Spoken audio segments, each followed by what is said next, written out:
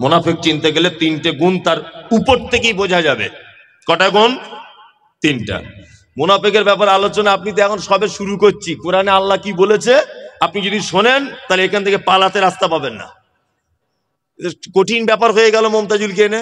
আমি এখনো তো কোরআনে আয়াতগুলো সব ব্যাখ্যা বিশ্লেষণ করিনি, আপনি বসুন চুপচাপ, আমার পরেও বক্তা আছে। চলুন চলুন, এতক্ষণ পর্যন্ত খারাপ লোকেদের পরিচয় করিয়ে দিলাম।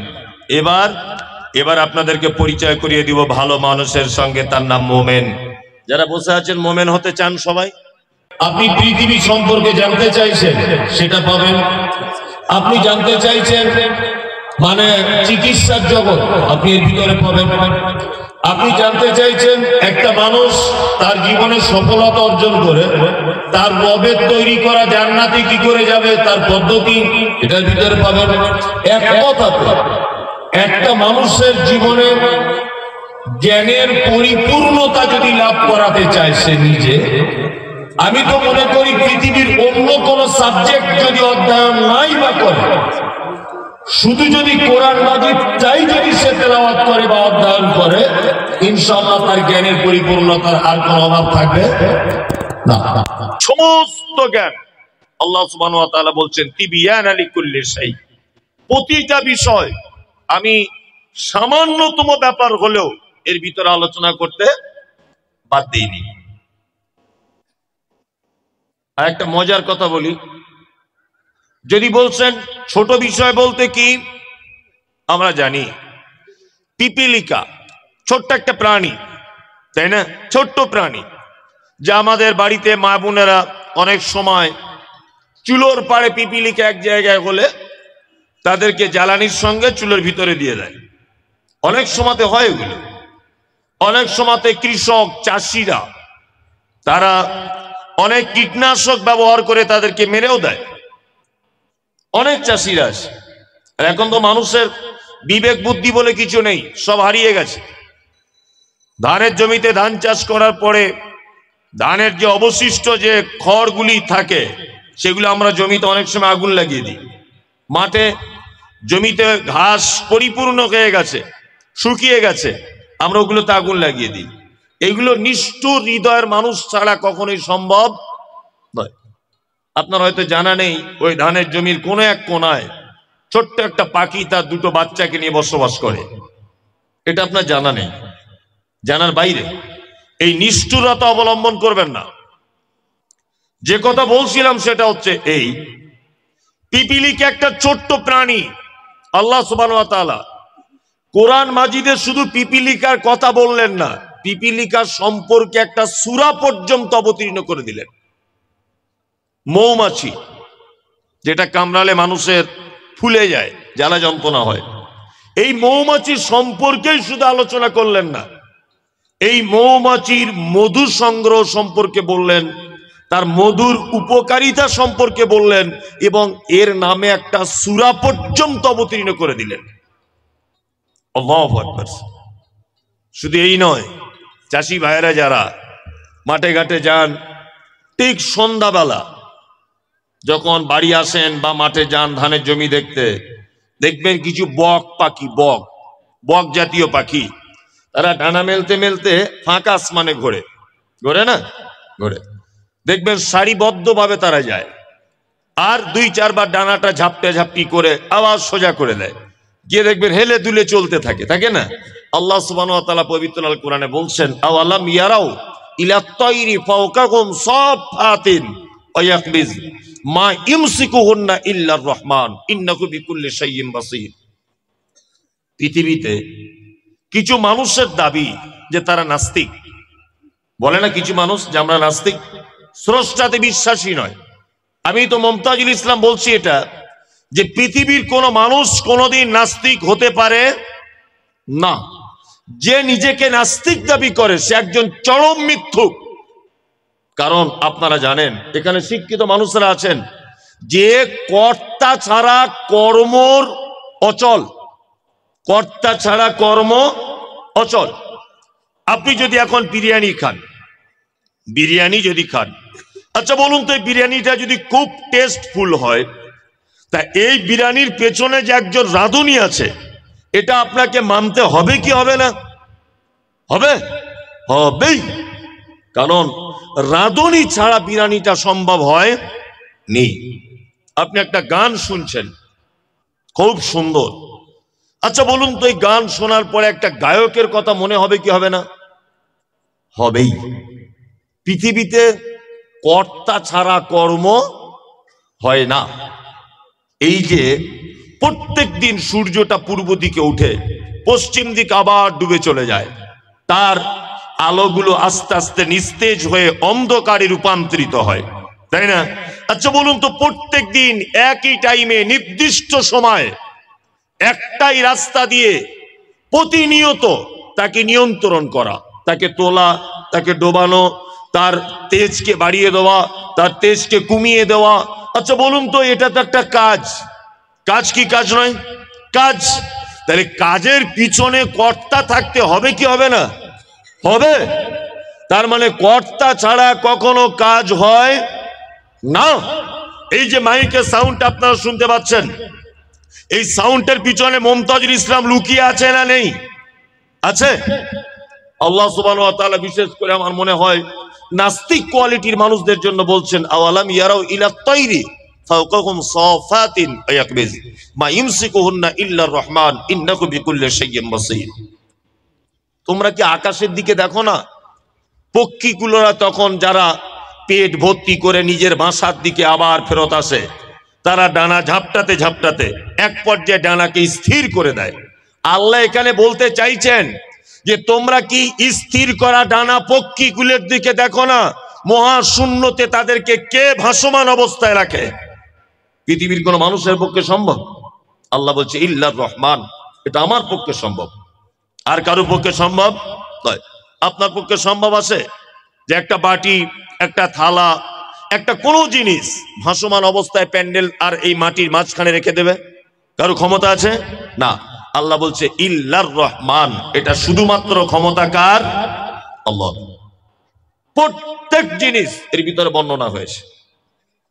আর পবিত্র আল কোরআনে যত কথা বর্ণনা হয়েছে, প্রত্যেক কথা কাদের জন্য? হুদাল্লিন নাস, মানুষের জন্য। আর শুধু মানুষের জন্য নয়, মানুষের জন্য কল্যাণকর, তার জন্য ফলদায়ক, লাভজনক কথা আল্লাহ সুবহানাহু ওয়া তাআলা পবিত্র আল কোরআনে সব জায়গায় বর্ণনা করে দিয়েছেন। এখান থেকে আমার আলোচনা শুরু করছি। এতক্ষণ ভূমিকাতে কয়েকটা জিনিস বুঝিয়ে দিলাম। এক, কোরআন এসেছে তাহলে কাদের জন্য? মানুষের জন্য। আল্লাহ শব্দ ব্যবহার করেছেন হুদাল্লিন নাস।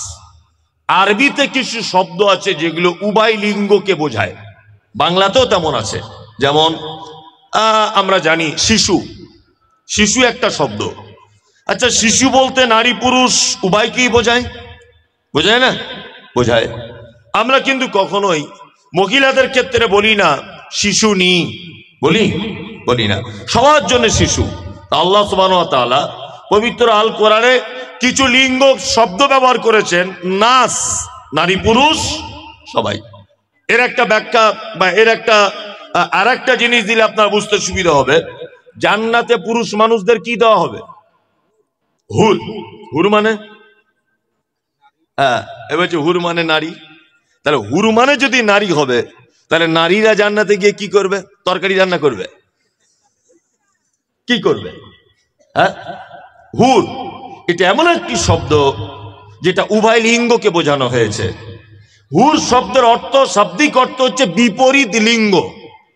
ভালো করে বুঝবেন এগুলো, বিপরীত লিঙ্গ। তাহলে পুরুষের জন্য নারী, নারীর জন্য পুরুষ, তাই না? জি। সঙ্গী বা সঙ্গিনী উভয় কি বোঝায় হুর শব্দটা? তা আল্লাহ সুবহানাহু ওয়া তাআলা বলছেন নাস, মানুষের জন্য এসেছে। এবার আর একটা কথা দিয়ে আপনাকে বোঝালে খুব ভালো করে আপনি বুঝবেন। আমাদের সকলেই যারা এখানে বসে আছি, আচ্ছা আমরা সবাই তো মানুষ। একজনা স্কুলে পড়ায়, তাকে কি বলে লোক? মাস্টার। আর একজন জ্বর পাতলা পায়খানা হলে ওষুধ ইঞ্জেকশন দেয়, প্রয়োজনে সিলাইন ব্যবহার করে, প্রয়োজনে ফোঁড়াটা কেটে দেয়, এই লোকটাকে কি বলে? ডাক্তার। আর আর একটা লোক জলসা শুনতে এসেছিল পুলিন্দায়, একটা সাইকেল এখান থেকে চুরি করে নিয়েছে, তাকে কি বলে? চোর, তাই না? আচ্ছা, আর একটা লোক, এই লোকে বাড়িতে পায়খানা করে, পায়খানা ঘর ভর্তি হয়ে যায়, ওটা পরিষ্কার করে, তাকে কি বলে? মেথর। আপনার তো ভালো বুদ্ধি দেখতে পাচ্ছি। তার মানে বুঝতে পাচ্ছেন, মেথর, মাস্টার, ডাক্তার, চোর, চারটে জিনিস আপনাকে বোঝালাম। আচ্ছা বলুন তো, এরা চার কোয়ালিটির লোক, এরা মানুষের ভিতরে না এক একজন এক এক রকমের প্রাণী? মানুষ। এবার আপনাকে আবার বলছি, এই চারজনের মর্যাদা একই না আলাদা? আলাদা। মাস্টার আমারও স্যার, আমার বেটারও স্যার, আমার বাপেরও স্যার, এত সম্মানী মানুষ। ডাক্তার আমিও বলি ডাক্তার, আমার স্ত্রী বলে ডাক্তার, আমার বাপ বলে ডাক্তার, আমার বেটা বেটি সবাই বলে ডাক্তার। আর চোর ধরা পড়ে গেলে বাপও ঘুষি মারবে, বেটাও মারবে, মেয়ে ছেলেরা প্রয়োজনে ঝাঁটার বাড়ি চালিয়ে দেবে, ওটা সম্মান।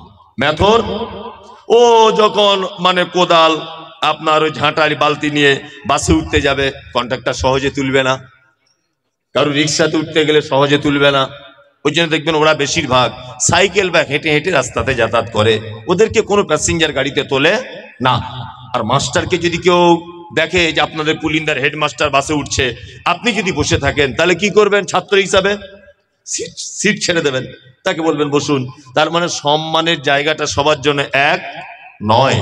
ঠিক তেমন আমরা সবাই মানুষ, কর্মের পরিবর্তনের কারণে কেউ হলো মেথর, কেউ হলো চোর, কেউ হলো গুন্ডা, কেউ হলো মাস্টার, কেউ হলো প্রফেসর, কেউ হলো ডাক্তার।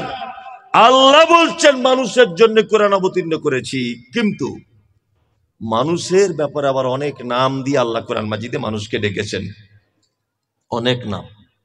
এক, কোরআনের শব্দ এসেছে মুনাফিকুন, মুনাফিক আছে, মুশরিকুন, মুশরিক আছে, আছে, মুত্তাকিন আছে, মুমিনিন, মুমিন আছে, আছে, মুফলিহুন আছে। আচ্ছা বলুন তো, মুনাফিক, মুশরিক, কাফিরুন, কাফের, মুত্তাকিন, মুমিন, সালেহিন, মুফলিহুন, এরা সব মানুষ না মানুষের বাইরে? সব মানুষ। মানুষ না মানুষ। আল্লাহ সুবহানাহু ওয়া তাআলা তাদের কৃত কর্মের পরিবর্তনের কারণে তাদের উপাধিকে চেঞ্জ করে দিয়েছেন। আমি ভাঙাচুরো গলায়, আমার আগে যিনি বক্তব্য রাখছিলেন আলহামদুলিল্লাহ খুব কণ্ঠস্বর ভালো, তার আগে আব্দুল কাবির ইসলাহি খুব চমৎকার সুললিত কণ্ঠে বলেন। আমার পরে যিনি আসবেন কারি আব্দুল জব্বার, ওনার একটা গজল শুনলেই মোটামুটি জলসা সব শেষ, এত কঠিন মানে সুন্দর ওনার গলার কণ্ঠ, আল্লাহু আকবার। আমি ভাঙাচুরো গলাতে আপনাদেরকে কয়েকটা ব্যক্তিকে চিনিয়ে দিয়ে আমি চলে যাব ইনশাআল্লাহ। কয়েকটা ব্যক্তিকে আল্লাহ যাদের ব্যাপারে কথা বলেছেন, তার মধ্যে দুটো একটা ব্যক্তির কথা বলি, যেমন মুনাফিক। চেনে নাকি মুনাফিক? চেনেন না? মুনাফিক চিনিয়ে দিই। মুনাফিক কাকে বলে, এরা কত খাতারনাক, এরা কত ভয়াবহ, এই ব্যাপারগুলো একটু বলে দিই। আরবিতে আলেম ওলামারা আছেন, আমার কোথাও মিস হয়ে গেলে আপনারা আমাকে নক করবেন অবশ্যই, এটা আমি সব জলসাতে বলি। কারণ আমি পড়ে এসে, জেনে এসে, তদন্ত করে এসে মূলত এর পিছনে সময় দিয়ে তবে কথাটা বলছি। বাই সোশ্যাল মিডিয়া শুধু আপনারা পুলিন্দাতে এই যে 500 লোক বসে আছেন তা নয়, এই মুহূর্তে এখানে এমন এমন চ্যানেল আছে 2-4 হাজার মানুষ লাইভে চলে এসেছে অলরেডি। আমারও পেজ চলছে, ওখানে 2-4 হাজার মানুষ চলে এসেছে। ওই জন্য আমি এতগুলি সোশ্যাল মিডিয়া, এত মানুষের সামনে কালকে হতে হতে সারা বাংলার মানুষ জেনে যাবে পুলিন্দা মাদ্রাসা জলসা হয়েছে। তার মানে এখানে কোনো কথা আমার পক্ষ থেকে বানিয়ে বলার সুযোগ আর নেই। তারপরেও আমি মানুষ, আমার মিস হতে পারে, তদন্তর ভুল হতে পারে। আমরা মোড়ের মাথা বলি না? যেমন একটা রাস্তা এখান থেকে চলে গেছে বহরমপুরের দিকে, একটা কলকাতার দিকে, আর একটা চলে গেছে আপনার কি বলবো ওই অন্য আর এক দিকে। এইতে 3টে জায়গা রাস্তা এখান থেকে বেরিয়ে গেছে, এটা আমরা কি বলি? 3 রাস্তার মোড়, তাই না? যেখান থেকে 4টে রাস্তা বেরিয়ে গেছে ওটাকে কি বলি? চৌরাস্তা বা চার রাস্তার মোড়, তাই না? এই যে চৌরাস্তা বা চার রাস্তা, আরবিতে এই জায়গাটাকে বলা হয় নিফাক। নিফাক মানে হচ্ছে একই জায়গা থেকে তিন চার দিকে লাইন বার করে দেওয়া, এর নাম নিফাক। মুনাফিককে এই শব্দ থেকে এসেছে মুনাফিক। মুনাফিক হচ্ছে ওই মানুষটি, যে মানুষটি একই ব্যক্তির ব্যাপারে একটাই জবান থেকে দুই তিন রকমের কথা বলে, এ হচ্ছে পাক্কা মুনাফিক। একদম গোদা বাংলায় বলে দিই, তাহলে বুঝতে আরো সুবিধা হবে। ফজরের নামাজ পড়ে ইমাম সাহেবকে বলছেন আসসালামু আলাইকুম। ওয়ালাইকুম আসসালাম। সত্যি আপনার মতো ইমাম সাহেব হয় না। 30 বছর নামাজ পড়ছি, আপনার ব্যবহার, আপনার কোরআন তেলাওয়াত মনোমুগ্ধকর ব্যাপার। সত্যি আপনার, আমার জীবনে আমি এত ভালো ভদ্র ইমাম দেখিনি। আপনার কণ্ঠস্বর, আপনার কোরআন তেলাওয়াত, আপনার ব্যবহার, আমরা গ্রামবাসী খুব খুশি। এখন ইমাম সাহেবের ছেলের পাতলা পায়খানা হচ্ছিল, মরে যায় যায় ভাব। ও এখন জোহরের আগে কারুর মোটরসাইকেল ধার করে বাড়ি চলে গেছে, সারগাছিদোর বাড়ি। এখন জোহরের সময় আসতে পারেনি। তা যে লোকটা ফজরের নামাজ পড়ে সালাম করে ওর প্রশংসা করছিল, ওই লোকটা জোহরের সময় এসে দেখছি ইমাম সাহেব নাই, কোনো কারণে বাড়ি চলে গেছে, কাউকে বলার টাইম পাইনি। ওই লোকটাই তখন এসে বলছে সব ভালো, অতিরিক্ত কামাই করছে, চেঞ্জ করে দিলে হয় না ইমাম সাহেবটা। এ হচ্ছে পাক্কা মুনাফিকে। এ কি পাক্কা মুনাফিক? ফজরের সময় একই ব্যক্তির ব্যাপারে প্রশংসা করলো, আর সন্ধ্যাবেলা এসে বা জোহরের সময় এসে বদনাম করলো। হেড মাওলানা খুব ভালো, প্রধান শিক্ষক খুব ভালো মানুষ, এই শিক্ষকটা খুব ভালো, ওই যে আপনার সলুয়া শিক্ষক ও খুব ভালো লোক।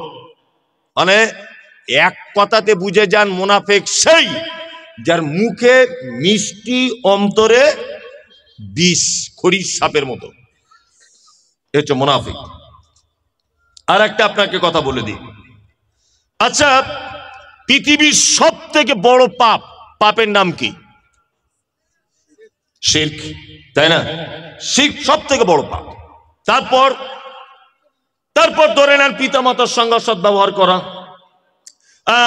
তারপর এতিমের মাল আত্মসাৎ করা, তারপর মিথ্যা সাক্ষ্য প্রদান করা, তারপর ব্যভিচারে লিপ্ত হওয়া, তারপর সতী সাধ্বী নারীকে অপবাদ দেওয়া, তারপর আরো বড় বড় বড় বড় পাপ। ইসলামে 70টা কাবিরা পাপের সিরিয়াল দেওয়া হয়েছে। কটা? 70টা। 69টা ডাইরেক্ট, আর একটা মাত্র পাপের ব্যাপারে ওলামাদের ভিতরে মতভেদ রয়েছে। 69টা ডাইরেক্ট পাপ খুঁজে পাওয়া গেছে, একটা পাপের ব্যাপারে একটু ওলামাদের ভিতরে মতভেদ। যাই হোক, আমি একদম 70টাই ধরে নিলাম পৃথিবীতে বড় পাপ। 69টা পাপ যদি কেউ করে, তাহলে জাহান্নামের কোন জায়গায় থাকবে? সে জাহান্নাম যেতে পারে, কিন্তু জাহান্নামের কোন জায়গায় থাকবে আল্লাহ বা তার রাসূল এ ব্যাপারে কোনো নির্দিষ্টকরণ করে নেই। একটা লোক ব্যভিচার করলো, ব্যভিচার করার পর মারা গেল, লোকটা জাহান্নাম যেতে পারে। একটা লোক এতিমের সম্পদ আত্মসাৎ করলো, ও জাহান্নাম যেতে পারে। একটা লোক পিতামাতার অসৎ ব্যবহার করেছে, ও জাহান্নাম যেতে পারে। একটা লোক মিথ্যা সাক্ষ্য প্রদান করেছে, ও জাহান্নাম যেতে পারে। যাবে ধরে নেন 100%। তবে জাহান্নামের কোথায় থাকবে কথা আল্লাহ তাআলা কিছু বলছে না, ও স্বাভাবিক গতিতে জাহান্নামে থাকবে। কিন্তু মুনাফিকরা এত বড় খতরনাক, আল্লাহ সুবহানাহু ওয়া তাআলা বলছেন ইন্নাল মুনাফিকিনা ফিদ দারকিল আসফালি মিনান নার। এরা এত নিকৃষ্ট পাপী যে জাহান্নামের একেবারে নিম্ন স্তরে, একেবারে তলাতে এদেরকে রাখা হবে। কি বললাম বুঝলেন? চলুন, মুনাফিকটা চিনে নিলেন আপনি। মৌখিক বাহ্যিক দৃষ্টিতে মুনাফিক চিনবেন কেমন করে? বাহ্যিক দৃষ্টিতে মুহাম্মদ সাল্লাল্লাহু আলাইহি ওয়াসাল্লাম বলেছেন আয়াতুল মুনাফিকি সালাসাতুন। মুনাফিক চিনতে গেলে 3টে গুণ তার উপর থেকেই বোঝা যাবে। কটা গুণ? 3টা। মুনাফিকের ব্যাপারে আলোচনা আপনি তো এখন সবে শুরু করছি। কোরআনে আল্লাহ কি বলেছে আপনি যদি শোনেন, তাহলে এখান থেকে পালাতে রাস্তা পাবেন না। কঠিন ব্যাপার হয়ে গেল মমতাজুলকে এনে। আমি এখনো তো কোরআনে আয়াতগুলো সব ব্যাখ্যা বিশ্লেষণ করিনি, আপনি বসুন চুপচাপ, আমার পরেও বক্তা আছে। চলুন, মুনাফিক বাহ্যিক দৃষ্টিতে তাকে দেখে চিনবেন কি করে? 1, কথা বললে মিথ্যা কথা বলে। 2, ওয়াদা করলে খেলাফ করে। 3 ওয়াইজা তুমিনা খানা, আমানত দিলে খিয়ানত করে। 4 আর একটা হাদিস আছে, ঝগড়া অশান্তি হলে অকথ্য ভাষায় গালাগালি করে। মুনাফিকের বাহ্যিক দৃষ্টিতে কটা গুণ? 4টে, তাই তো? হ্যাঁ। এইবার আপনাকে বলছি, সাহাবীগণ বলছেন আল্লাহ রাসূল, একটা লোক যদি মিথ্যা কথা বলে, একটা লোক যদি আমানতের খিয়ানত করে, একটা লোক যদি ওয়াদার ভঙ্গ না যদি করে, কিন্তু লোকটা ঝগড়া হলে গালাগালি করে, মানে 3টে গুণ তার ভিতরে নেই, একটা আছে, কি করা যাবে? সাহাবীরা আল্লাহ রাসূলকে জিজ্ঞাসা করছেন, এর উত্তর কি? আগেকার দিনে পুরাতন মা চাচিরা পাড়া গ্রামে বাচ্চাদের ফোঁড়া হলে ফোঁড়া ধরে টিপে দিত না? আর ফোঁড়ার ভিতরে একটা বীজ মতো থাকে, বীজ থাকে না? ও বলে যে ওই বীজ না বার করলে ওই বীজ আবার অন্য জায়গায় গিয়ে হবে ফোঁড়া, বলতো না? ওই জন্য বাচ্চা ছেলে হাত পা বেঁধে দিয়ে হলেও বীজ আগে বার করা লাগবে, তাছাড়া অন্য জায়গায় গিয়ে আবার হবে। ঠিক যেমন মুহাম্মদ সাল্লাল্লাহু আলাইহি ওয়াসাল্লামের ভাষা অনুযায়ী ওর ভিতরে যদি একটা গুণ যদি থাকে, তাহলে মুনাফিকের বীজ আছে, ওই বীজটা আগে বার করতে হবে। কি বললাম বুঝলেন? তার মানে যে গুণটা ওর ভিতরে আছে ওই গুণটা ওকে এখনই ত্যাগ করা কি লাগবে, তাই না?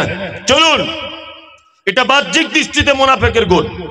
মুনাফিকের অন্তরে আভ্যন্তরীণ গুণ কেমন? আল্লাহ তাআলা বলছেন, ওয়ামিনান নাসি মান ইয়াকুলু আমান্না বিল্লাহি ওয়া বিল ইয়াউমিল আখিরি ওয়া মা হুম বিমুমিনিন। মুনাফিকদের আরেকটা চরিত্র হলো এই, তারা ঠিক এইরকম আমার মতোই বড় পাঞ্জাবি পরে, মাথায় টুপি দিয়ে, হাতে তসবিহ নিয়ে আপনার কাছে আসে। যদিও পাঞ্জাবি তসবির কথা এখানে বলা নেই, আমি বোঝানোর জন্য বলছি। এক কথায় মুসলিম ইমামদারদের ভ্যাগ ধরে আপনার কাছে আসে। আল্লাহ নবীকে বলছেন, আপনার কাছে আসে, এসে বলে আমরা আখিরাতকে বিশ্বাস করি, আপনাকে নবী বলে বিশ্বাস করি, কিন্তু আল্লাহ তাআলা তাদের ব্যাপারে সার্টিফিকেট দিয়ে বলছেন ওমা হুম বিমুমিনিন, একজন তারা মুমিন নয়, তারা সব মুনাফিক। তার মানে এখানে মুনাফিকের আর একটা চিহ্ন পাওয়া গেল, যে তারা মুখে যেটা বলে অন্তরে তার বিপরীত থাকে। এটা তো মুর্শিদাবাদ জেলা, মুর্শিদাবাদ না? মুর্শিদাবাদ জেনারেল শিক্ষিত মানুষেরা জানেন যে নবাব সিরাজউদ্দৌলা পলাশীর আমবাগানে ব্রিটিশদের সাথে যুদ্ধ করেছিলেন, মনে আছে? জিতেছিলেন না হেরে গিয়েছিলেন? হেরে গিয়েছিলেন, তাই না? ইতিহাস পড়ে যদি আপনি দেখেন, হেরেছিলেন কার জন্যে? মীর জাফর আলী। নবাবের বাড়িতে থেকেছে, নবাবের গাড়িতে চড়েছে, নবাবের কাছে টাকা পয়সা ঝেড়েছে, আর নবাব ব্রিটিশদেরকে তাড়ানোর জন্য যত কৌশল অবলম্বন করেছিলেন, মীর জাফর আলী টোটাল কৌশলের সমস্ত ম্যাটারটাই বলে দিয়েছিলেন ব্রিটিশ গোয়েন্দাদের কাছে। এই কারণে পলাশীর আমবাগানের লাল পতাকা নিয়ে বাড়ি চলে আসতে হয়েছিল। আপনারা ইতিহাস জানেন। কি বললাম বুঝলেন? আজও পর্যন্ত এরকম মুনাফিক আছে না নেই? যে অন্তরে একরকম মুখে একরকম আছে? আছে। আপনারা জানেন যে ভারতবর্ষের মাটিতে একজন কৃতি সন্তান, মুম্বাইয়ে তার বাড়ি, ডাক্তার জাকির নায়েক তার নাম।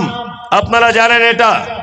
ডাক্তার জাকির নায়েক, পৃথিবীর এই মুহূর্তে এমন কোন বিদ্যা নেই, এই মুহূর্তে এমন কোন কেউ নেই যে তার বিদ্যার সামনে 2 মিনিট দাঁড়াতে পারবে। কোন বাপের বেটা আজও পর্যন্ত জন্ম হয়নি।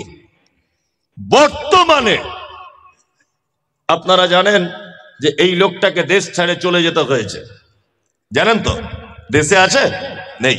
আমি প্রথম যখন বক্তব্য জগতে 2017, 2018 সালে ওয়াকফ বোর্ড সম্পর্কে, ভারতবর্ষে মুসলিমদের অবদান, এই সব সম্পর্কে, ভারতবর্ষের স্বাধীনতা আলেমদের অবদান, এই সব সম্পর্কে যখন বক্তব্য রেখেছি, খুব চরম পর্যায়ের সোশ্যাল মিডিয়াতে দেখবেন, আজ থেকে আমার 4-5 বছর আগের বক্তব্যগুলো, আরো চরম পর্যায়ের বক্তব্য যখন দেখেছি, তখন আমি একটা তথ্য বারবার বলেছিলাম যে ডাক্তার জাকির নায়েককে দেশ ছাড়া করে দিয়েছে মনে হয় নরেন্দ্র মোদী সরকার।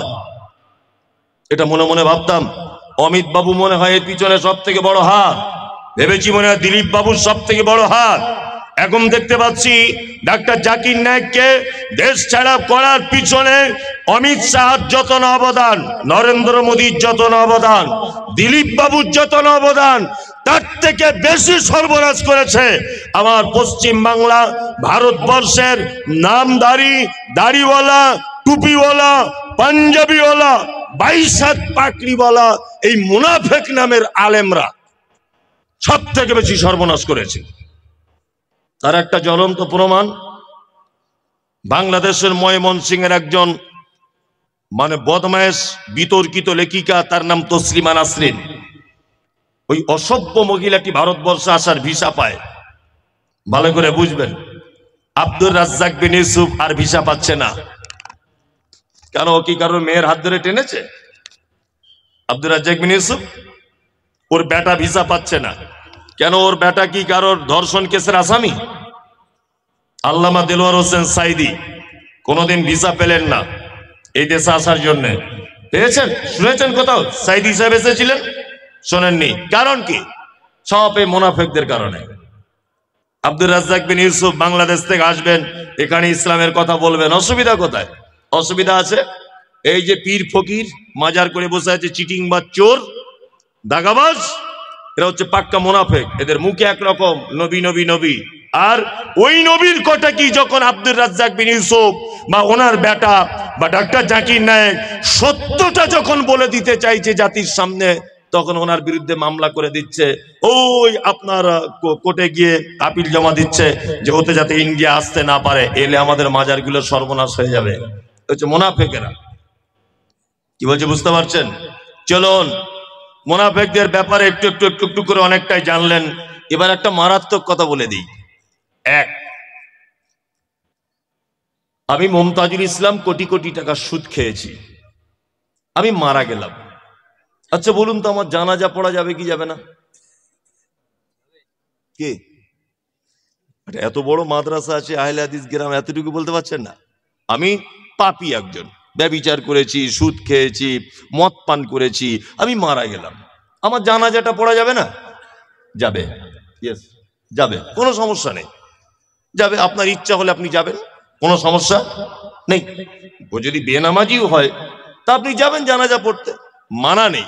তবে অন্য বেনামাজিকে শিক্ষা দেওয়ার জন্য আপনি যাবেন না, সেটা আলাদা ব্যাপার, কিন্তু যাবেন, অসুবিধা কিছু নেই, পাপ নেই। আপনাকে এবার একটা কথা, মজার ঘটনা বলি, শুনে রেখে দেন। তখনকার দিন আলেম ওলামারা তো আছে, এসব বক্তব্য সব জানেন ওনারা। মুনাফিকদের সর্দার ছিল কে? আব্দুল্লাহ ইবনে উবাই ইবনে সুলুল, মুনাফিকদের সব থেকে বড় সর্দার। মুনাফিকদের সর্দার আব্দুল্লাহ ইবনে উবাই মারা গেলেন। তার বেটা, তার নাম আব্দুল্লাহ, তার বেটার নাম কি? আব্দুল্লাহ। আল্লাহ নবী সাল্লাল্লাহু আলাইহি ওয়াসাল্লামের কাছে এসেছেন, এসে বলছেন, আল্লাহ রাসূল, আমি চাইছি যে আমার আব্বার কাফনটা আপনার গায়ের জামাটা হোক। বুঝবেন, আল্লাহ নবী সাল্লাল্লাহু আলাইহি ওয়াসাল্লাম জামাটা খুলে দিলেন। তা হযরত ওমর তো এমনি রাগী মানুষ, হযরত ওমর মনের দিক দিয়ে খুব রাখছেন যে মুনাফিকদের সর্দার মারা গেল, আর আল্লাহ রসুল আপনি জামা খুলে দিচ্ছেন ও জানাজার জন্য, কঠিন ব্যাপার। আব্দুল্লাহ তার বাপের কাফন করলেন আল্লাহ রসুলের জামা দিয়ে। তারপরে আবার একটু পরে এসে আল্লাহ রসুলকে বলছেন, আল্লাহ রসুল, আমি চাইছি আপনি আমার আব্বার জানাজার সালাত আদায় করাবেন, অর্থাৎ জানাজা পড়াবেন। আল্লাহ নবী সাল্লাল্লাহু আলাইহি ওয়াসাল্লাম এইদিকে ফিরুন, হাদিসে যেভাবে এসেছে ওইভাবে আল্লাহ রসুল এইভাবে উঠছেন, জানাজা পড়তে যাবেন। আব্দুল্লাহ ইবনে উবাই মুনাফিক সর্দার, হযরত ওমর পিছন দিক দিয়ে চাদরটা টেনে ধরে বলছেন, আল্লাহ রসুল, এটা কেমন কথা? মুনাফিকদের সর্দার মারা গেল আর আপনি তার জানাজা পড়তে যাবেন? ইসলামের চরম শত্রু, কঠিন বিপদে ফেলেছে উহুদের যুদ্ধে, আমাদের অনেক জায়গাতে মুসলিমদেরকে বিপাকে ফেলেছে এই আব্দুল্লাহ ইবনে উবাই, আর আপনি এর মতো লোক মারা গেল আর আপনি জানাজা পড়তে যাবেন? আল্লাহ নবী সাল্লাল্লাহু আলাইহি ওয়াসাল্লাম একটা কথা বললেন, ওমর, আমাকে যে এখন এখতিয়ার দেওয়া হয়েছে এবং এই ব্যাপারে কোনো ওহী অবতীর্ণ হয়নি, আল্লাহ নবী সাল্লাল্লাহু আলাইহি ওয়াসাল্লাম জানাজার সালাত আদায় করলেন, নিজে জানাজা পড়ালেন। কার? মুনাফিকদের সর্দার আব্দুল্লাহ ইবনে উবাইর, তাই তো?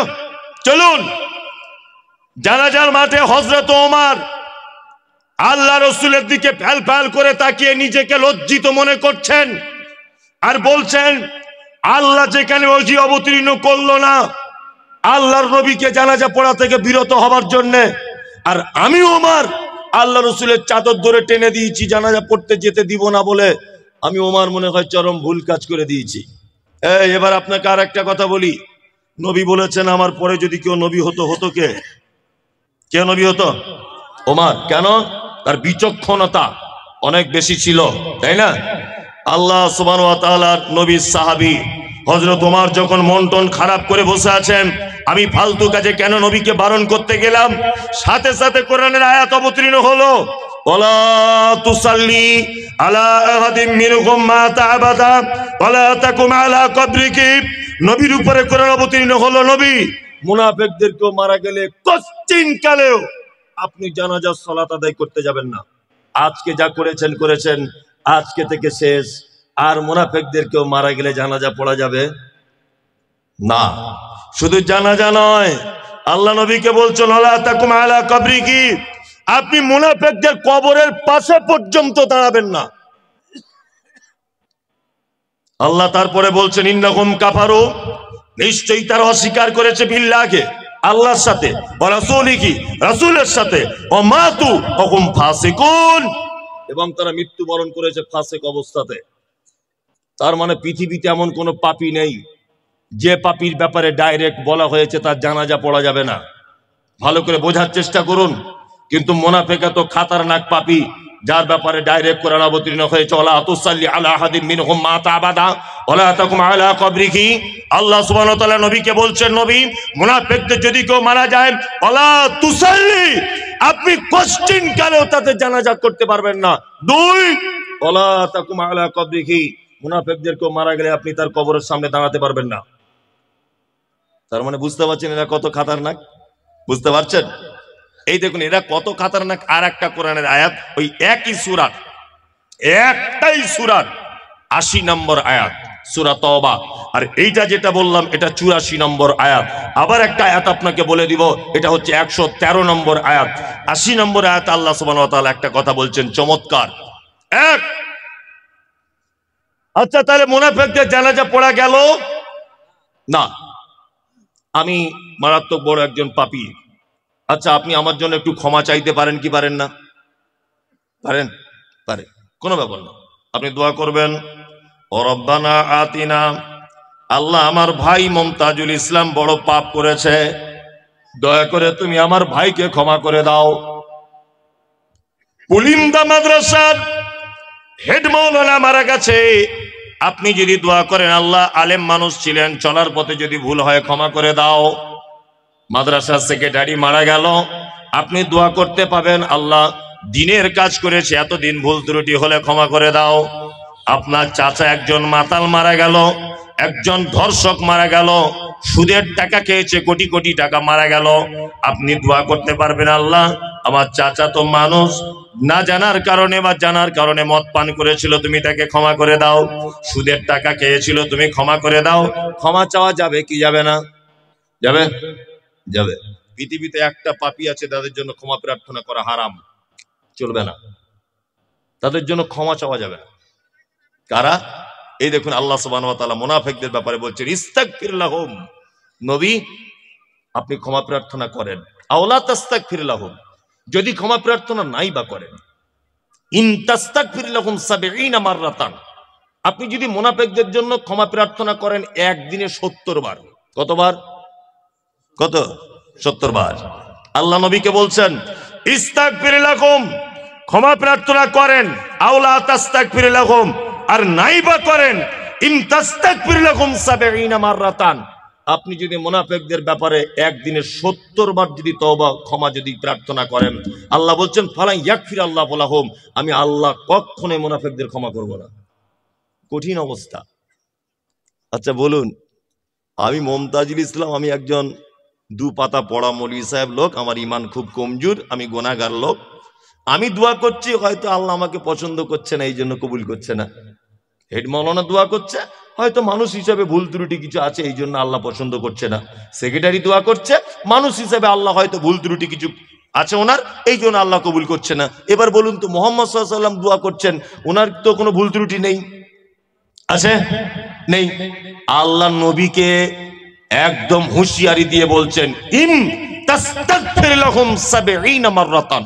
ইন শর্ত দিচ্ছেন আল্লাহ, যদি, যদি শব্দের জন্য ইন শব্দ ব্যবহার হয়, আল্লাহ বলছে ইন, যদি আপনি একদিনে ৭০ বার যদি মুনাফিকদের জন্য ক্ষমা প্রার্থনা করেন, আল্লাহ বলছে আমি নবী আপনার হাতও ফেরত দিয়ে দিব, ক্ষমা করব না।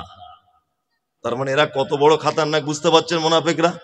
চলুন, আল্লাহ তাআলা তারপরে বলছেন কি, যালিকা বিআন্নাহুম কাফারু বিল্লাহি ওয়া রাসূলিহি, নিশ্চয়ই তারা অস্বীকার করেছে আল্লাহ এবং তার রাসূলের সাথে।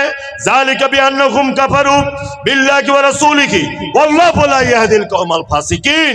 আল্লাহ বলছে আমি ফাসিক কওমদের হেদায়েত দান করি না। এবার আপনাদের কয়েকটা মূল্যবান কথা বলি। মুনাফিকদের চিনিয়ে দিলাম, তাদের গুণ বলে দিলাম, এখন এদেরকে দেখতে পাওয়া যায় কোথায়, এটা খুঁজে বার করতে হবে। পরিন্দা গ্রামের কোন কোন জায়গায় এরা থাকে, বসবাস করে, সেটাও দেখানোর প্রয়োজন আছে না নেই? তাহলে একটা একটা করে বলি, দু চারটে কথা বলে দিই, একটা একটা করে বলবো না। সিনেমা হলে যাবেন, আমার দিকে বেরোন, হাসছেন কেন? সিনেমা তো দেখেছেন সবাই, আমিও দেখেছি যখন ওই ছোট ছিলাম, দেখিনি এ কথা বলবো না। তা সিনেমা হলে যাচ্ছেন বই দেখতে, সবাই দেখবেন হলে পা তুলে বসে আছে, ডান দিকে ও শালি বসে আছে। 20 कोस दूर से अगर कोई बच्ची रोते, माँ कहती है कि बच्ची सो जा, गब्बार सिंह आ जाएगा। শোলে বইয়ের ডায়লগ নেটা, হ্যাঁ, শোলে সিনেমা হচ্ছে, শালা শালি সবাই মিলে বসে বসে, সবাই দুলা ভাই শালি এক জায়গায় ঠ্যাং তুলে দিয়ে বসে আছে, ওখানে মুনাফিক নেই, সবাই সিনেমা দেখতে ব্যস্ত। বাজার করতে যাবেন, সবাই আলু বেগুন পেঁয়াজ দাম দর করতে ব্যস্ত, ওখানে মুনাফিক নেই। আপনি মেলা দেখতে যান, সবাই মজা মস্তি করতে ব্যস্ত, ওখানে মুনাফিক পাবেন না। আপনি ট্রেনে যাবেন, উঠবেন, হাজার হাজার লোক, সবাই কোন সিটটা ফাঁকা আছে ওইটার দিকে লক্ষ্য, ওখানে মুনাফিক পাবেন না। মুনাফিক পাবেন কোথায়? এবার আপনাকে একটা ছোট্ট করে কথা বলছি, কথা শুনতে খারাপ লাগবে, তবে বাস্তবতা খুব বাস্তব। এক, আচ্ছা, ফরজ নামাজ বাড়িতে পড়া উত্তম না মসজিদে? বলুন, সবাই বলুন। মসজিদে। আর সুন্নাত বাড়িতে, তাই না? তার মানে আসসালামু আলাইকুম ওয়া রাহমাতুল্লাহ, আসসালামু আলাইকুম ওয়া রাহমাতুল্লাহ, আস্তাগফিরুল্লাহ, আস্তাগফিরুল্লাহ, আল্লাহুম্মা আনতাস সালাম ওয়া মিনকাস সালাম। যত রকমের জিকির আছে, আল্লাহু আকবার, রব্বি আইনি আলা যিকরিকা ওয়া শুকরিকা, লা হাওলা ওয়ালা কুওয়াতা, যত রকমের জিকির আছে, সমস্ত জিকির আপনি মসজিদে বসে বসে করবেন। তারপরে আপনাকে চলে আসতে হবে কোথায়? বাড়ি। বাড়ি এসে বাকি সুন্নতগুলো আদায় করতে হবে। রাসূল সাল্লাল্লাহু আলাইহি ওয়াসাল্লাম কি বলেছেন? তোমাদের বাড়িগুলো কবরে পরিণত করো না। তার মানে বাড়িতে সুন্নত পড়তে হবে। আমার মনে হয় আল্লাহ নবী সাল্লাল্লাহু আলাইহি ওয়াসাল্লাম তো মহাবৈজ্ঞানিক ছিলেন, ব্যাপারটা তিনি বুঝতেন যে এদেরকে যদি সুন্নতের জন্য মসজিদের সুযোগ যদি দেওয়া হয়, সুন্নত তো পড়বে না, গোল টেবিল করে লোকের গীবত আর পরনিন্দা মুনাফিকি করবে। ওই জন্য বলে দিয়েছে নামাজ পড়া শেষ, আগে ঘরে চলে যা, ওইখানে গিয়ে সুন্নত পড়। আমরা কি করি? আসসালামু আলাইকুম ওয়া রাহমাতুল্লাহ, আসসালামু আলাইকুম ওয়া রাহমাতুল্লাহ। একজনা বলছে কি ব্যাপার, বলতে কি ফটিক ভাই দুতলা বাড়ি করেছে, কি সুন্দর করেছে, আগে না খাওয়া হতো না? মসজিদে বসে বসে বলছে। আরেকজন তখন পাশ থেকে বলছে, খবর জানিস? খবর তোরা জানিস না, আমি সব শুনেছি। কলকাতায় কাজে গিয়েছিল, সারা 20 লাখ টাকা ঝেড়ে নিয়ে চলে এসছে। ওই ঝেড়ে নিয়ে এসছে তোমার বাপ দেখতে গিয়েছিল? হ্যাঁ, তোমার বাপ দেখতে গিয়েছিল, 20 লাখ টাকা ঝেড়ে নিয়ে এসছে? তোমার কোনো প্রমাণ আছে?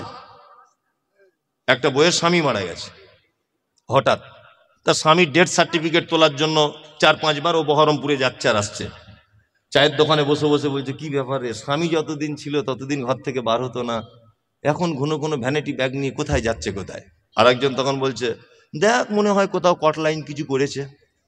তো ও কট লাইন করেছে, তুমি দেখতে গিয়েছিলে? তোমার বাপ দেখতে গিয়েছিল? ও কথা বলতে গেলে কেন? পাক্কা মুনাফেকে। এ কি পাক্কা মুনাফেকে?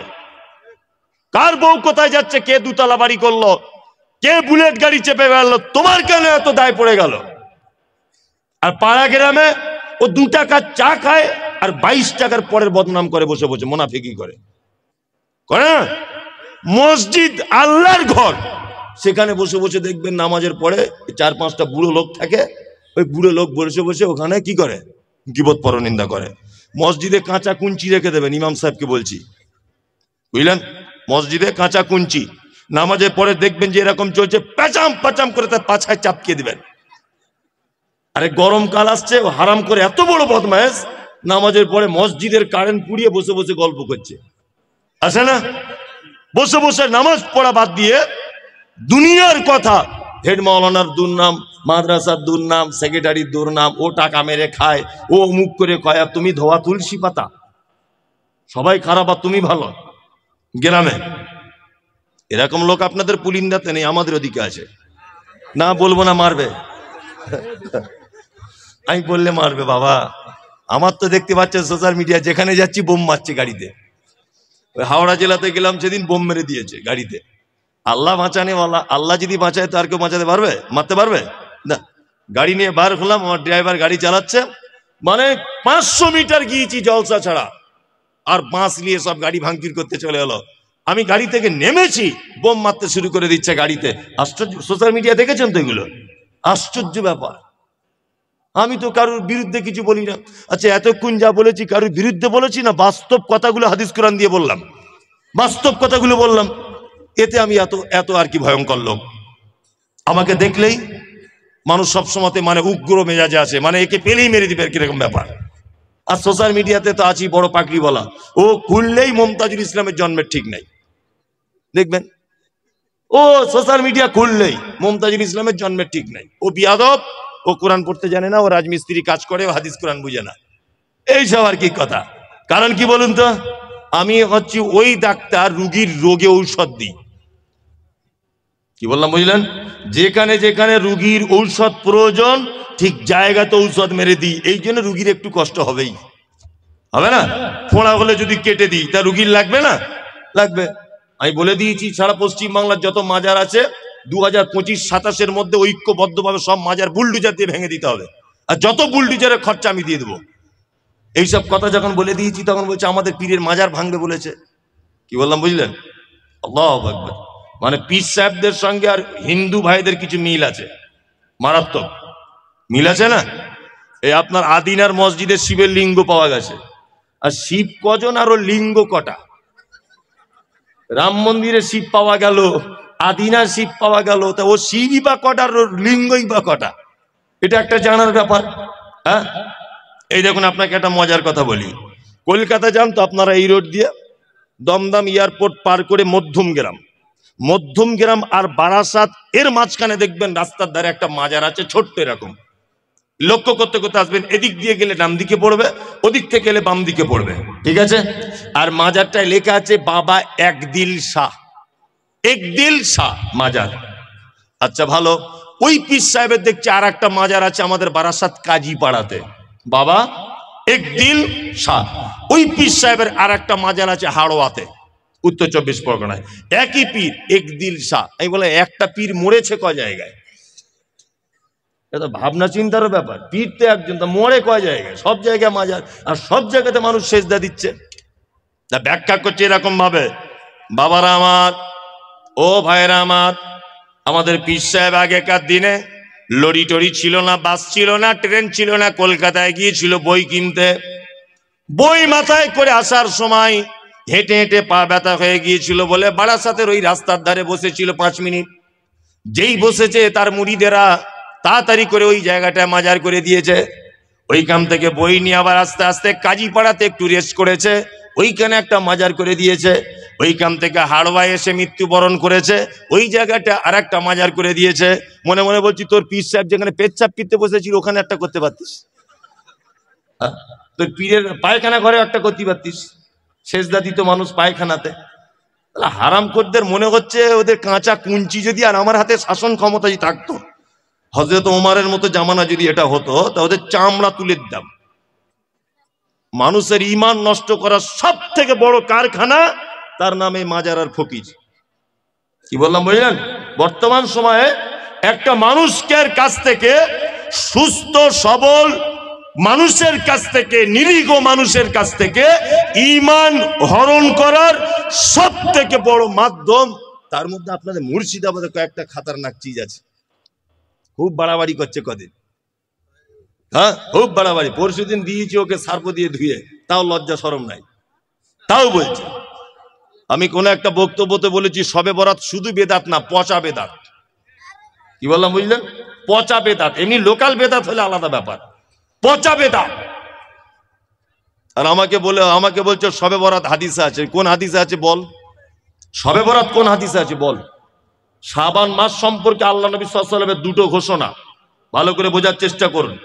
এক, আলেম ওলামারা আছেন, ভালো করে আমার মিস হলে বলবেন। এক, মুহাম্মদ সাল্লাল্লাহু আলাইহি ওয়াসাল্লাম অধিক মাত্রা বেশি শাবান মাসে সিয়াম পালন করতেন, অধিক। ওনার স্ত্রী উম্মে সালমা রাদিয়াল্লাহু তাআলা আনহা তিনি হাদিস বর্ণনা করেছেন, তাই তো? আবু মুসা আশআরী থেকে একটা হাদিস বর্ণিত আছে, তিরমিজিতে আছে হাদিসটা। আবু মুসা আশআরী, সমস্ত উলামায়ে কেরামগণ বলছেন হাদিসটা যঈফ।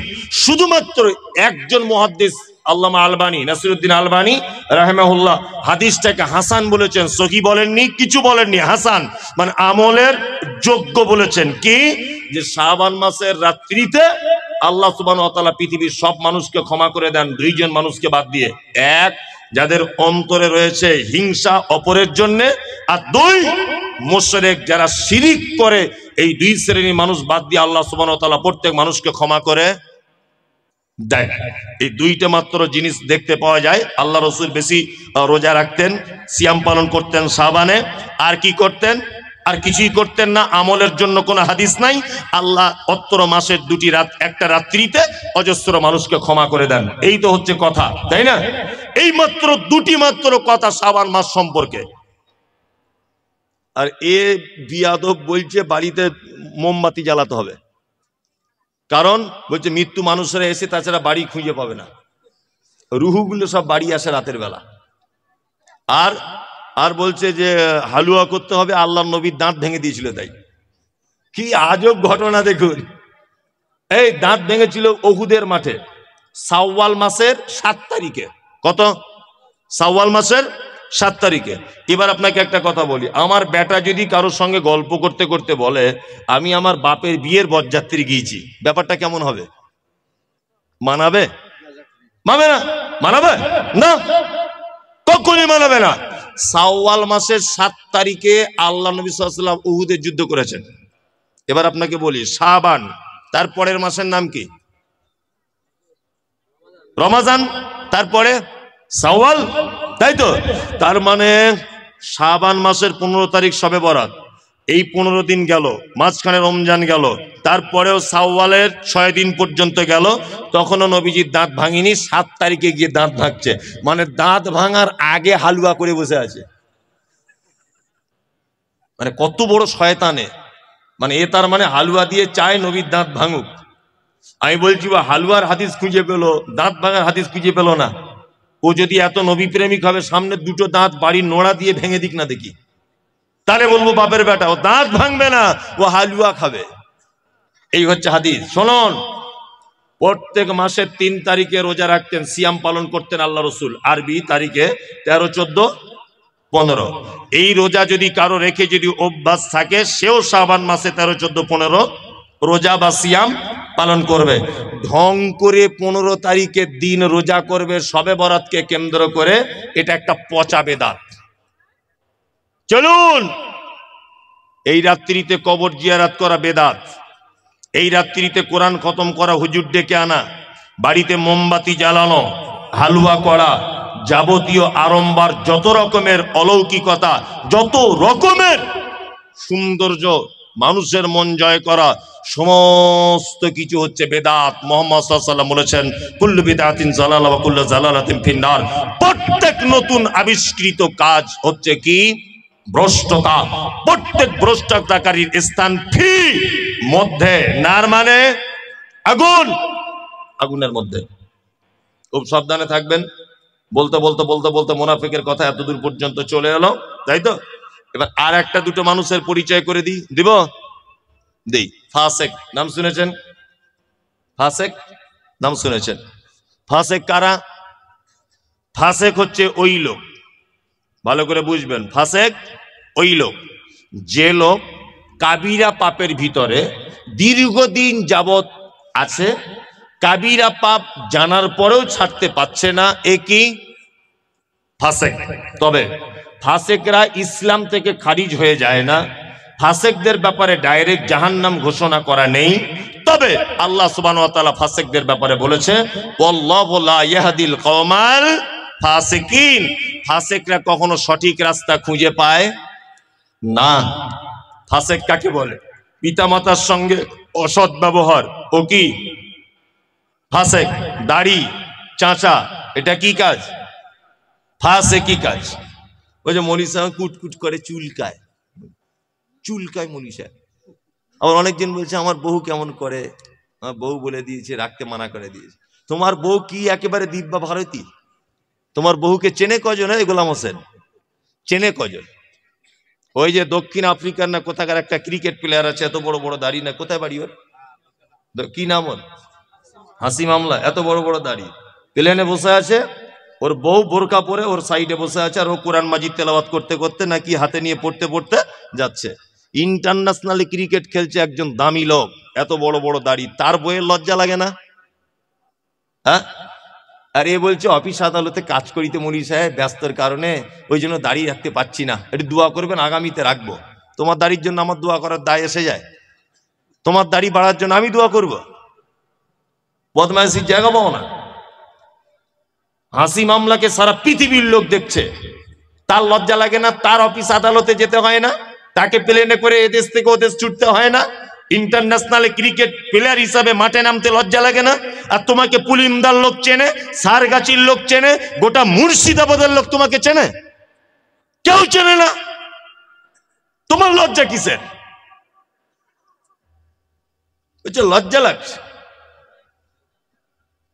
আশ্চর্য ব্যাপার। হচ্ছে ফাঁসাকে, কারণ এটা একটা বড় পাপ। এটা বড় পাপ জানার পরেও ও যে চাচ্ছে বারবার, এই কারণেও ফাসেক। তবে একটা কথা বলে দিচ্ছি, ফাসেক আপনি যদি এই কাজের কারণে হন, তাহলে আপনাকে তওবা করে ফেরত আসতে হবে। এখন রাস্তা আছে যে আপনি ফাসেকে আছেন, কি বলছি মাথায় থাকবে এটা, তওবা করে ফেরত আসুন। আর একটা কথা বলছি, আপনি পুলিন্দা মাদ্রাসায় 1 লাখ টাকা দান করেছেন, এসব বাস্তব কথাগুলো কেউ তুলে ধরে না। পুলিন্দাতে 1 লাখ টাকা আপনি দান করেছেন মাদ্রাসাতে। এখন এই মাদ্রাসায় দান করেছেন, প্রত্যেক বছরে করেন, আপনি মারা গেলেন। আচ্ছা বলুন তো, আপনি যে মারা গেলেন, আপনার কাফন জড়ানো আছে, সবাই আপনার মুখটা দেখতে আসছে, দেখতে আসে না? কাফন থেকে মুখটা বার করে দেখে। আচ্ছা বলুন তো, আপনার মুখটা দেখে বুঝতে পারবে যে এই লোকটা বড় দানি ছিল? দেখা যাবে? বোঝা যাবে না? আত্মীয়তার সম্পর্ক আপনার ভালো ছিল, আপনার মুখ দেখে কেউ বুঝতে পারবে যে লোকটার আত্মীয়তার সম্পর্ক ভালো ছিল? বোঝা যাবে? যাবে না। পৃথিবীতে একটা মাত্র চরম পর্যায়ে সুন্নত আছে, সেটা হচ্ছে এই। যদিও দাড়ি রাখার ব্যাপারে কেউ কেউ বলেছে দাড়ি রাখা ওয়াজিব, বাধ্যতামূলক, ফরজের সমতুল্য। কি বলছে বুঝতে পারছেন? আচ্ছা বলুন, পৃথিবীতে একটা মাত্র আমল আছে যে আমলটা মানুষের কবর পর্যন্ত প্রমাণ করে যায়, তার নাম দাড়ি। মানুষ মারা গেলে দাড়ি চেঁচে কবরে ঢোকায় না, এই অবস্থায় দেয়, এই অবস্থায় দেয়। অন্তত পক্ষে ফেরেশতারা দেখে বলবে আমাদেরই দলের লোক ছিল, অন্তত একটু আরাম হতে পারে হিসাবটা, বুঝলেন না? আর একেবারে শ্যাম্পু করা লোক যদি ঢুকে যায়, ফেরেশতারা যদি বুঝতে পেরে যায় এই ঢুকেছে রে, এবারে হিসাব কড়াকড়ি করে মার, বলবে কি বলবে না? বলবে, এটা বাস্তবতা। এইটা দেখে অন্তত পক্ষে ফেরেশতারা বুঝতে পারবে যে এটা আমাদেরই লোক ছিল, বুঝতে পারবে না? অনেক তো মেয়েরা আবার আছে, দাড়িওয়ালা ছেলে বিয়ে করতে চায় না, করে না? অনেক মেয়ে, ও কলেজে পড়ে নাকি একটু মডার্ন হয়েছে, শুনছি বলে কলেজে পড়ে মেয়েটা, বিশাল ডিগ্রি করছে, ওই জন্য দাড়িওয়ালা ছেলে পছন্দ করে না। অথচ যখন বিয়েতে বসে, ওর বরকে বলে দেয় ভালো পাঞ্জাবি আর ভালো টুপি পরবে, কিন্তু বিয়ে করার সময় দেখছি আব্দুল কাদের জেলানির মতো পাগড়ি আর পাঞ্জাবি পরে যাচ্ছে। কেন? আন্ডার প্যান্ট পরে আসতে বলতে পারতে। মৌলভী সাহেবদের পছন্দ করো না, দাড়ি বলা পছন্দ করো না, তা বিয়ে করার সময় আমার ঢং করে মৌলভী সাহেবের মতো ব্যাগ ধরতে বলছো কেন? যে পাঞ্জাবি পরতে এসো। আপনাদের এখানে বিয়েতে পড়ে বাচ্চা কাচ্চারা? পড়ে।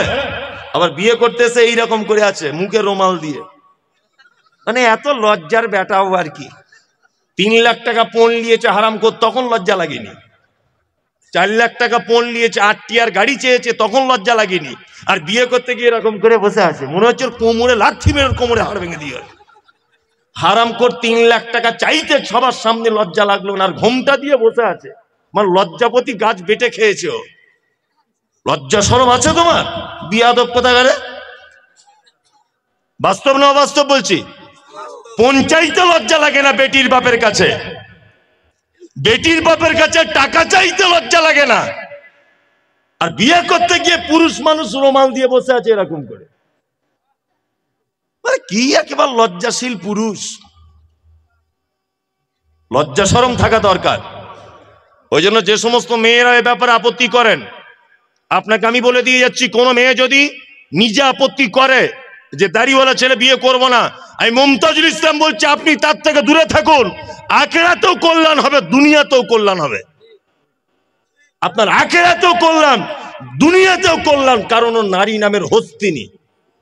আল্লাহ নবীর একটা সুন্নত, আল্লাহ নবীর একটা কঠিন পদক্ষেপকে যে মেয়ে অঙ্গীকার করে সে মেয়ে মুসলিম থাকতে পারে না। শুনুন, আপনি নামাজ পড়েন না আলাদা ব্যাপার। আমি আপনাকে ধরেছি যে ভাই আপনি নামাজ পড়া ধরুন, আপনি বলছেন মৌলভী সাহেব লজ্জা লাগছে আপনাকে দেখে বারবার নামাজের কথা বলেন। সত্যি আমি খুব অপরাধী। ও মুসলিম, ও জানে নামাজ ফরজ, কিন্তু আমাকে দেখে ও লজ্জা পাচ্ছে। তার মানে ওর ভিতরে আল্লাহর ভয় আছে, একটু চার্জ দিলেই ও নামাজ পড়া ধরে যাবে। কিন্তু একটা লোককে নামাজ পড়ার কথা বলতে গেলাম, সেই লোকটা আমাকে বলছে তুই নামাজ পড়ে কি পেলি ঘোড়ার ডিম ফালতু, ওর ঈমান আর থাকবে না, সঙ্গে সঙ্গে বেঈমান হয়ে যাবে। কি বলছি বুঝতে পারছেন? এই লোকটা নামাজ পড়ে না, একে আমি গিয়ে বলছি চাচা একটু নামাজ পড়ুন, তখন বলছে মৌলভী সাহেব পড়তে পারছি না, কাজের চাপে খুব লজ্জা লাগছে, ইনশাল্লাহ চেষ্টা করব। ও মুসলিম, ও কি মুসলিম? আর উনি যদি এ কথা বলেন যে তুমি নামাজ পড়ে এতদিন কি করলে, আমি ঘোড়ার দিন নামাজ না পড়ে 2 তলা বাড়ি করে নিলাম, তাহলে উনি বেঈমান। ও আর মুসলিম থাকতে পারলো না। তুমি দাড়ি রাখতে পারছো না, এটা আলাদা ব্যাপার। মেয়ে, তোমার বাপ দাড়ি রাখতে পারেনি, এটা তোমার বাপের দুর্বলতা।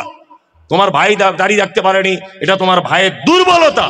কিন্তু তোমাকে যে ছেলে বিয়ের কথা বলতে এসেছে, তোমাকে যে ছেলে বিয়ের কথা বলতে এসেছে, তার যদি দাড়ি থাকে, সে তো মুহাম্মদ সাল্লাল্লাহু আলাইহি ওয়াসাল্লামের পদ্ধতিতে দাড়ি রেখেছে। তুমি যে তাকে ঠাট্টা করলে, বিদ্রুপ করলে, বিবাহের জন্য অপ্রয়োজন মনে করলে, আমি তো মনে করি ওই দাড়ি থাকা ছেলেটাকে যদি অপমান করে বাড়ি পাঠায়, বা দাড়ি আছে বলে যদি বিয়ে না বসতে চায়, তাহলে ওই মেয়েটাও ঠিক তেমন বেঈমান হয়ে যাবে, কারণ ও একটা চরম হাদিসকে অপমান করার কারণে।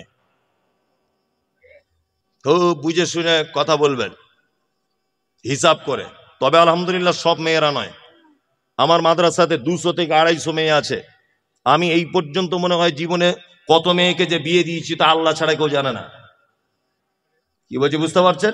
অজস্র মেয়েকে বিয়ে দিয়েছি। এই কিছুদিন আগে মেদিনীপুরের একটা মেয়ে আছে আমার মাদ্রাসাতে, এই যে আমার পিছনে বসে আছে শামীম, আপনাদের মাওলানার এখানকার ছেলে আর কি। ও তো যায়, ওরা সব সময়তেই যায়, আমার বাড়িও গিয়েছিল সেদিনও। তা এরা সব দেখে এসেছে আমার মাদ্রাসা। আর একটা মেয়েদের মাদ্রাসা আছে, 200-250 মেয়ে পড়ে আলহামদুলিল্লাহ। আবার মোটামুটি এই তো শামীম গিয়েছিল ভিত্তি স্থাপনের দিনে, 3 বিঘা জমির উপরে ছেলেদের মাদ্রাসা তৈরি হচ্ছে ইনশাল্লাহ। দোয়া করবেন। হিফজ খানা আল্লাহ যদি কবুল করে নেয়, কেউ আর আটকাতে পারবে না। দ্রুত গতিতে কাজ চলছে ইনশাল্লাহ। শেষ কাজ করতে আমার একটা টার্গেট 1 কোটি টাকার আমরা বাজেট রেখেছি। যদি বলছেন টাকা আপনার বহুত টাকা, তো তাহলে আমার 1 পয়সাও নেই। যা টাকা পয়সা পাচ্ছি সব লাগিয়ে দিচ্ছে, বাকিটা আল্লাহ ম্যানেজ করে দিচ্ছে বিভিন্ন মানুষের মাধ্যমে। যাই হোক, যে কথা বলছিলাম সেটা হচ্ছে এই যে আমার একটা মাথাতে একটা জিনিস কাজ করে। বেদাতিরা একটা কথা বারবার বলে যে আহলে হাদিসরা কোরআন পড়তে পারে না। বারবার এটা কথা প্রশ্ন কিন্তু তারা তোলে না। ওই জন্য আমি সারা পশ্চিম বাংলাতে নিয়ত করেছি একটা হিফজখানা শুধুমাত্র হাফেজ হবে, শুধুমাত্র হাফেজ আর কারি, শুধু কোরআনটাকে শুদ্ধ করে পড়ানোর জন্য 2 বছরের কোর্স দিয়ে কমপ্লিট করবে ইনশাল্লাহ। এরকম মনোবৃত্তি আছে। রমজানের পর থেকে যে কটা রুম রেডি হবে সেই কটা রুম দিয়ে চালু করে দেবে ইনশাল্লাহ। নিয়ত করে নিয়েছি ওটা। আমার জীবনে এটাই উদ্দেশ্য যে আমি এর মাধ্যমে মরে গেলেও যেন কবরে শুয়ে শুয়ে নেকি পাই, এতটুকু। এছাড়া কোনো আর আমার আশা নেই, কোনো আশা নেই। আপনাদের সারেগাছি আমার আজও মনে আছে যে আমাদের মহিলা মাদ্রাসার জন্য একজন মেয়ে, আমি তার নামটাম জানি না, হঠাৎ করে একদিন ফোন করে বলছে আমি 10,000 টাকা দিব, আপনি সারগাছি মোড়ে দাঁড়ান, পুলিন্দা গ্রামে বাড়ি তার, জলসা করতে যাচ্ছি, 10,000 টাকা দিয়েছে, যে সোশ্যাল মিডিয়া দেখেছি আপনার মাদ্রাসায় টাকাটা দিবেন, 10,000 না 5,000। যে কথা বলছিলাম, মেদিনীপুরের একটা মেয়ে কিছুদিন আগে, তাকে একটা বিয়ের জন্য একটা ছেলে, আমি বলছি তোমার মা বলছে বিয়ের জন্য, তা তুমি বিয়ে শাদী করবে? তা মেয়েটা আমাকে একটা কথা বলছে, মৌলী সাহেব পর্দার আড়াল থেকে বলছে আমি বিয়ে করতে পারি, তবে আমার কিছু শর্ত আছে। মেয়েটা দেখতে যেমন ভালো তা নয়। বলছি কি শর্ত?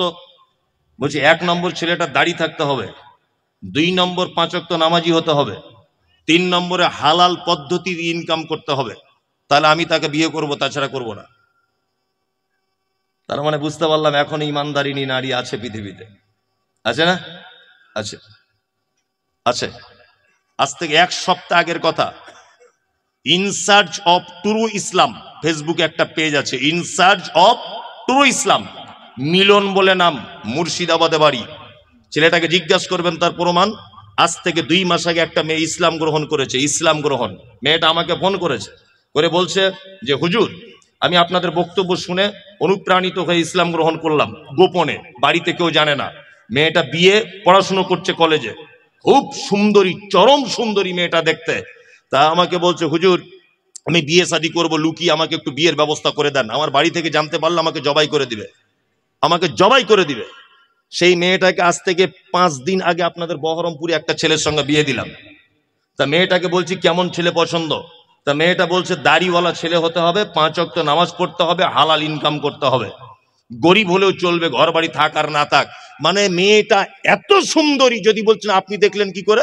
সত্যি বলতে ও আমাকে দেখার জন্য একটা ছবি পাঠিয়েছিল যে আমি এই মেয়েটা, সেটা দেখে আমি একটা অনুভব করলাম। দেখুন একজন হিন্দু নারী 2 মাস ইসলাম গ্রহণ করেছে, তার মনের ভিতরে ইসলামের কত ভালোবাসা জন্ম হয়েছে বলে নারী এই কথা বলতে পারছে দাড়িওয়ালা ছেলে ছাড়া বিবাহ করবো না। আপনাকে ফোন নাম্বার দিতে পারি, তার বরের কথা বলবেন যে ঘটনা সত্য না মিথ্যা। বাড়ি থেকে বার হয়ে চলে এসেছে, হিন্দু মেয়ে মুসলিম হয়েছে, ইসলাম গ্রহণ করেছে, তার সমস্ত কোর্টের ডকুমেন্টস রয়েছে, মুসলিম একটা ইমানদার ছেলে তাকে স্ত্রী হিসাবে গ্রহণ করেছে। ভালো নারী নেই এ কথা বলবো না, তবে যত খারাপই আমাদের যারাই কলেজে পড়ছে আর যারা বড় ডিগ্রি করতে যাচ্ছে, ফ্যাশন হয়েছে, এরা বলছে আমাদের আর পছন্দ হচ্ছে না, আমাদের আর পছন্দ হচ্ছে না। কি বলছি বুঝতে পারছেন? দূরে থাকবেন। আল্লাহ তুমি আমাদের ফাসিকি থেকে বাঁচার তৌফিক দান করো, আমিন বলুন, আমিন। চলুন আর একটা ব্যাখ্যা করে দিই, তারপরে আর একটা করবো, সেটা হচ্ছে মুশরিক। নাম জানেন মুশরিক? মুশরিক, মুশরিক কে? শিরিক করে, উনি ভালোই বলতে পারছেন, শিরিক করে মুশরিক। এবার আপনাকে একটা কথা বলে দিচ্ছি, শুনে রাখেন, এ কথা বললে তো আরো আপনি আশ্চর্য হবেন।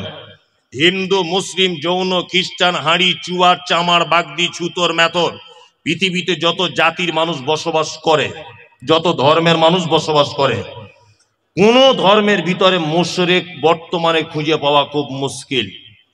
হিন্দু, এদের ভিতরে মুশরিক নেই। খ্রিস্টান, এদের ভিতরে মুশরিক নেই। ইহুদি, এদের ভিতরে মুশরিক নেই। হিন্দু বর্তমানে যারা, তাদের ব্যাপারে কোরআন মাজিদে শব্দ এসেছে সাবেঈ। সাবেঈ হচ্ছে তারা। কারা? সাবেঈ হচ্ছে তারা যারা এক আল্লাহকে আল্লাহ বলে মানে, তারপরেও বিভিন্ন দেব দেবীর আলাদা আলাদা ক্ষমতা আছে এটা মানে, এরা হচ্ছে সাবেঈ। একটা হিন্দু ভাইকে জিজ্ঞাসা করবেন এত বৃষ্টি হচ্ছে কে দিচ্ছে, ও এক চান্সে বলবে বৃষ্টি দিচ্ছে উপরওয়ালা, বলবে না? তার মানে ও জানে উপরে একজন আছে। তারপরেও দেখবেন ও লোহা লাক্কড়ের ব্যবসা করে, কি পূজা করে? বিশ্বকর্মা। তার মানে ওর এটা ধারণা যে লোহা লাক্কড়ের ডিপার্টমেন্টটা বিশ্বকর্মার হাতে আছে। আর কলেজের স্টুডেন্ট, স্কুলের স্টুডেন্টরা কি পুজো করে? সরস্বতী। সরস্বতীকে বলা হয় বিদ্যার দেবী। তার মানে বাপ মা তার মেয়েকে বলে দেয় এটা তুমি সরস্বতীর পূজা করবে, কারণ এটা হচ্ছে বিদ্যার দেবী, তুমি ভবিষ্যতে মাইকের মধুসূদন দত্ত হতে পারবে, কারণ এর ডিপার্টমেন্টটা এর হাতে আছে। এ হচ্ছে কি? সাবেঈ। মুশরিককে মুহাম্মদ সাল্লাল্লাহু আলাইহি ওয়াসাল্লামকে বলা হচ্ছে আপনি জিজ্ঞাসা করুন তাদেরকে রাত এবং দিনের বিবর্তনের মালিককে। এক চান্সে তারা বলবে আল্লাহ। সুস্থতা অসুস্থতার মালিককে? আল্লাহ। বেঈমান মুশরিক আবু জেহেল কথা বলবে। আল্লাহ নবী সাল্লাল্লাহু আলাইহি ওয়াসাল্লাম যখন বলছেন কি ব্যাপার, রাত দিনের মালিক আল্লাহ, এই কথা আপনি বললেন, সুস্থতা অসুস্থতার মালিক আল্লাহ, এই কথা আপনি বলছেন, তাহলে কেন আপনি আল্লাহকে ডাইরেক্ট ডাকতে পাচ্ছেন না?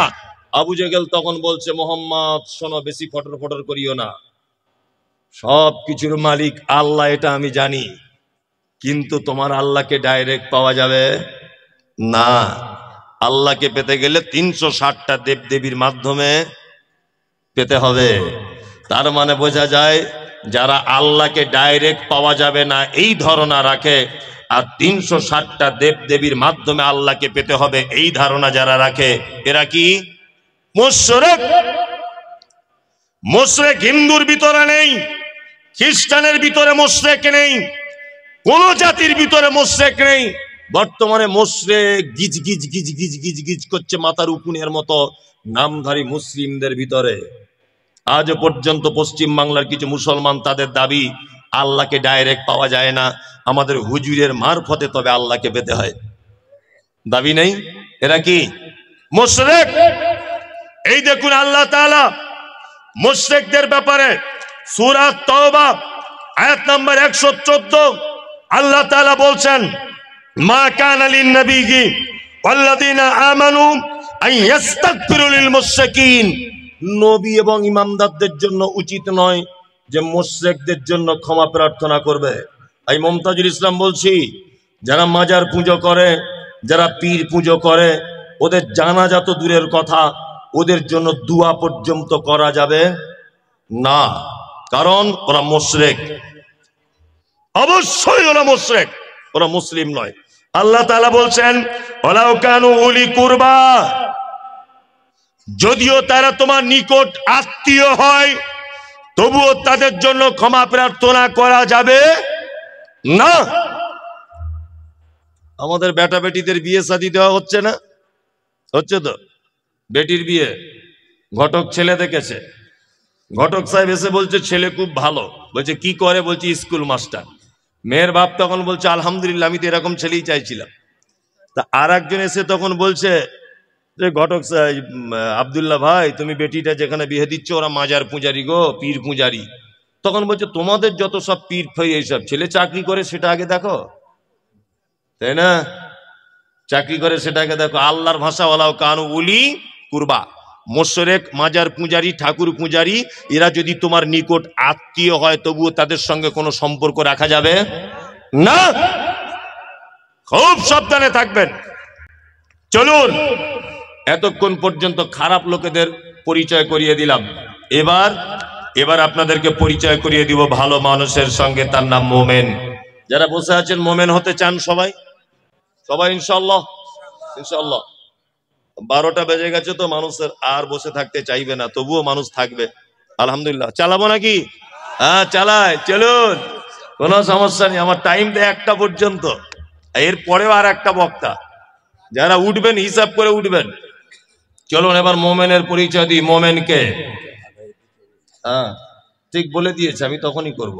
মোমেনের কথা বলে দিই। এক, আল্লাহ বলেন ইন্নামাল মুমিনুনা আল্লাযীনা ইযা যুকিরাল্লাহু ওয়াজিলাত কুলুবুহুম ওয়া ইযা তুলিয়াত আলাইহিম আয়াতুহু যাদাতুহুম ঈমানা ওয়া আলা রাব্বিহিম ইয়াতাওয়াক্কালুন। আল্লাহ মুমিনের পরিচয় দিচ্ছেন। মোমেন কে? আল্লাহ বলছেন মোমেন তারা যারা পাপ করে, অন্যায় করে, খারাপির মধ্যে লিপ্ত থাকে, তারপরেও যখন তারা আল্লাহর ভয় তাদের অন্তরের ভিতরে চলে আসে, তারা তখন ভয়ে থর করে কাঁপে। 2, আল্লাহ বলে মোমেনের দ্বিতীয় গুণ আয়াতুহুম যাদাতুহুম ঈমানা ওয়া আলা রাব্বিহিম ইয়াতাওয়াক্কালুন। দ্বিতীয় নম্বরের মোমেন হলো তারা, আল্লাহ বলে যাদের সামনে কোরআনের আয়াত তেলাওয়াত করা হলো, তাদের ঈমান কোরআনের আয়াত শুনলে যেন ঈমান বেড়ে যাবে। আয়াত শুনলে ঈমান কি হবে? বেড়ে যাবে। এটা মুমিনের ক নম্বর গুণ? দ্বিতীয় গুণ। এখানে একটা মজাদার কথা বলে রাখছি, আপনার চোখে পানি চলে আসবে শুনলে। আচ্ছা, এখানে হাজী সাহেব কেউ আছেন? কে হাজী সাহেব? কেউ নেই? তাহলে এমনি সৌদি আরবে গেছেন, মক্কা টক্কায় ঘুরতে, এরকম লোক আছে অনেকজন। ওই তো আলহামদুলিল্লাহ অনেকজন আছেন, আলহামদুলিল্লাহ অনেকজন আছেন, মক্কায় ঘুরতে গেছেন। আমি এই 2.5 মাস 3 মাস আগে গিয়েছিলাম, আলহামদুলিল্লাহ। তা আমি গিয়েছিলাম, তো আমার সঙ্গে প্রায় 40 জন মতো মানুষ গিয়েছিল।